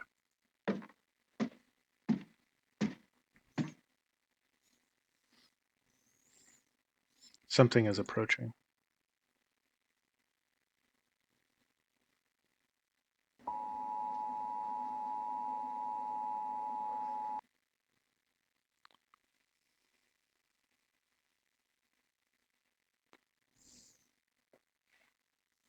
When you gain consciousness, you're further down the staircase. You awake with a note next to your head. It's difficult to read, but you can make out a sentence. Don't get up before Saturday. You take the Saturday note with you. The sound of the rain has completely... Hey, look, I found all the hidden notes. Good to know. The sound of the rain has completely stopped down here. Your eyes are strained. You continue downwards.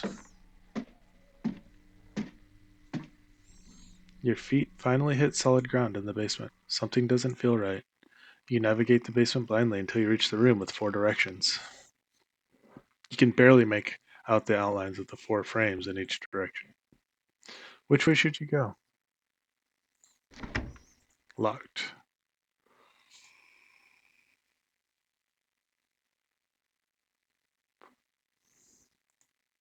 Disgusting. You head back to the crossroads.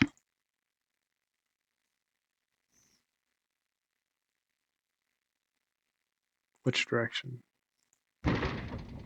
Locked. The door handle feels oddly warm. East? Your hand runs across the large door. The voices of the children still haunt you.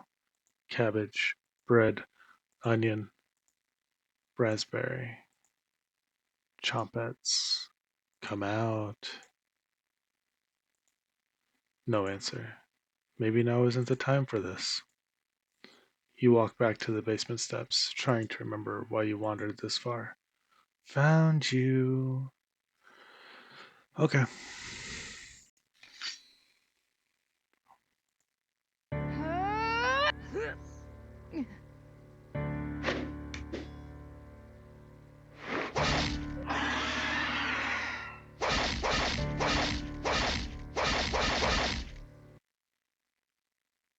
Oh.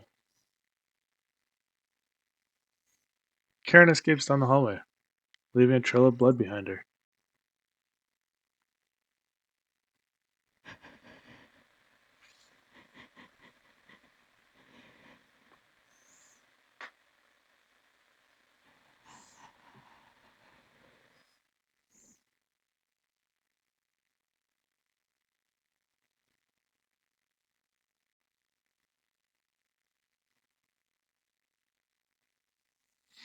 You follow her to the room in the east.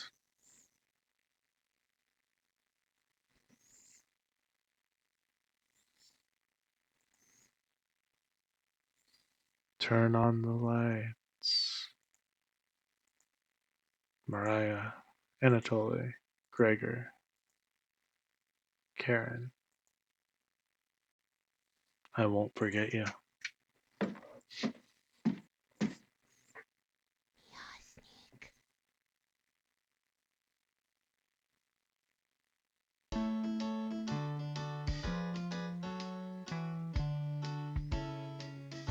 I finished Nightmare Mode. Cooking time is so much fun, and nothing bad could happen. Everything is totally great, but please do refrain from going in the basement. Cooking companions, your life just might end. Cooking companions, don't trust that onion.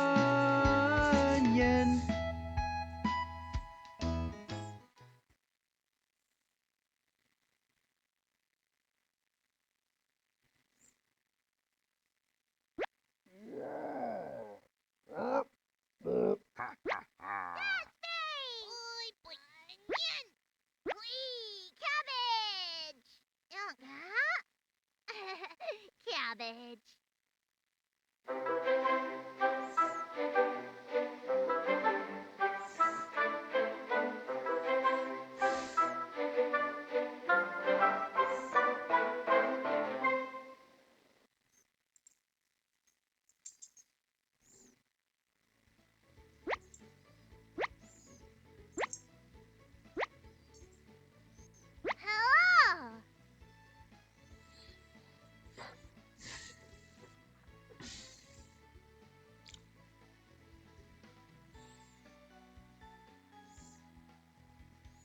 Hello.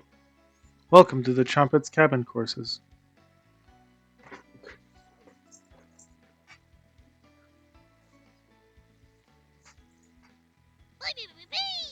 We miss schools too much, so we wanted to bring it back.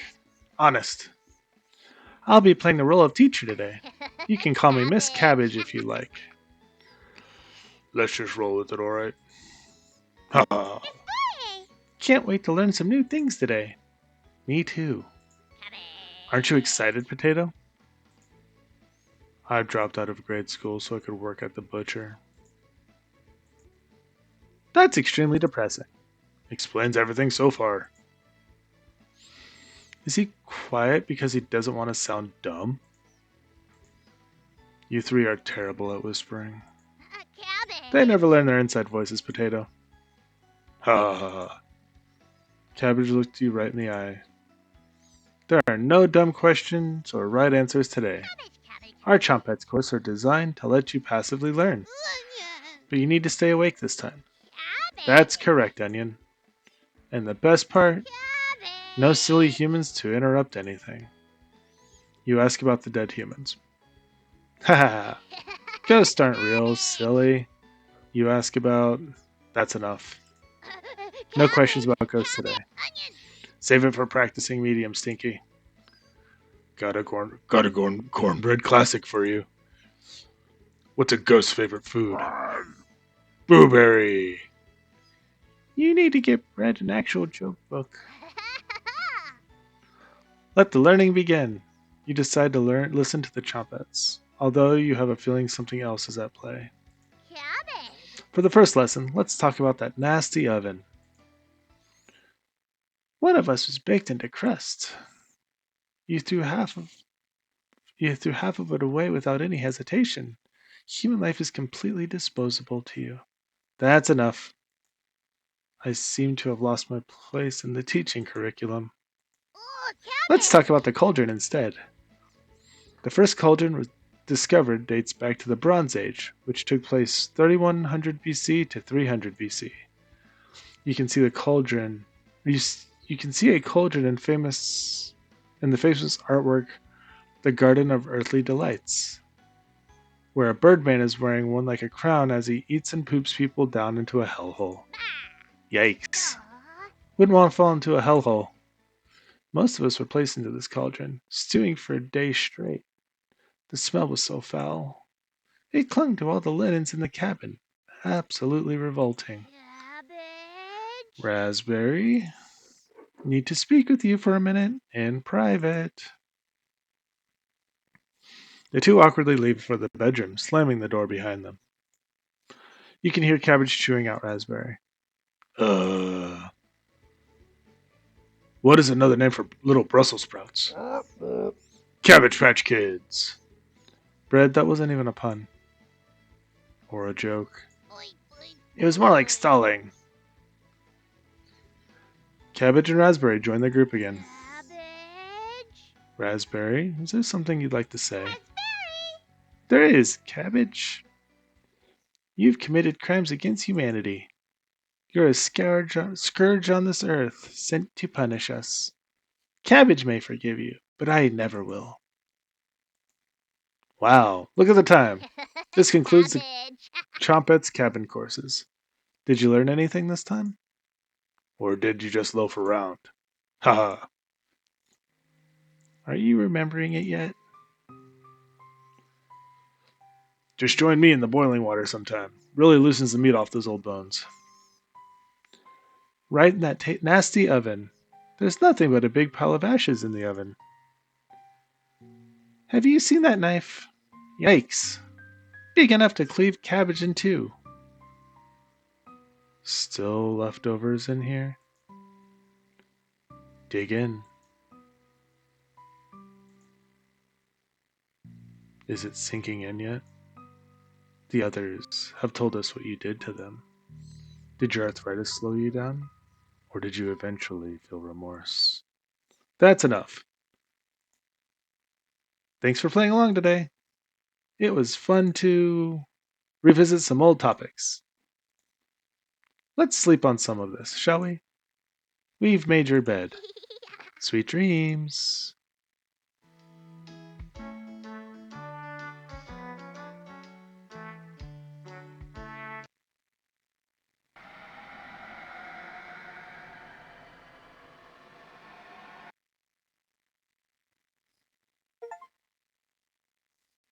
Welcome to New Game Plus. This playthrough will have a different dialogue, events, and decisions to make. Anatoly, Gregor, and Karin will start with 3 hearts each. Use this opportunity to max out your relationships. We highly recommend you create a manual save file right now for this shorter playthrough. Okay.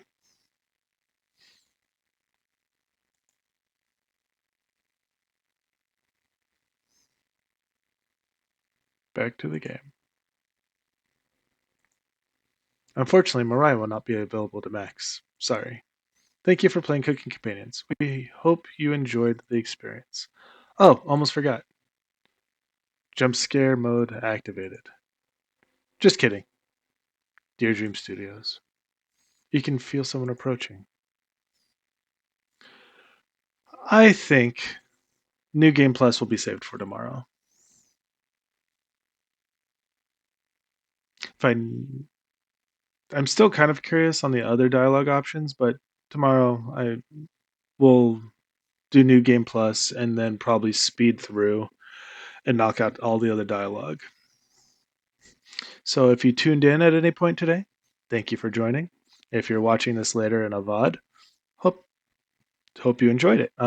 Like and subscribe if you like what you see, and you are mildly entertained, or just liked listening to me in the background. I have a couple more visual novel styled games coming up. So, and some other things planned. I just need more follows. And I will be working on overlays and things of this like in the next week or two. I should have a better layout to things. So yeah, I hope you had a wonderful day and have a great evening. Thanks for tuning in.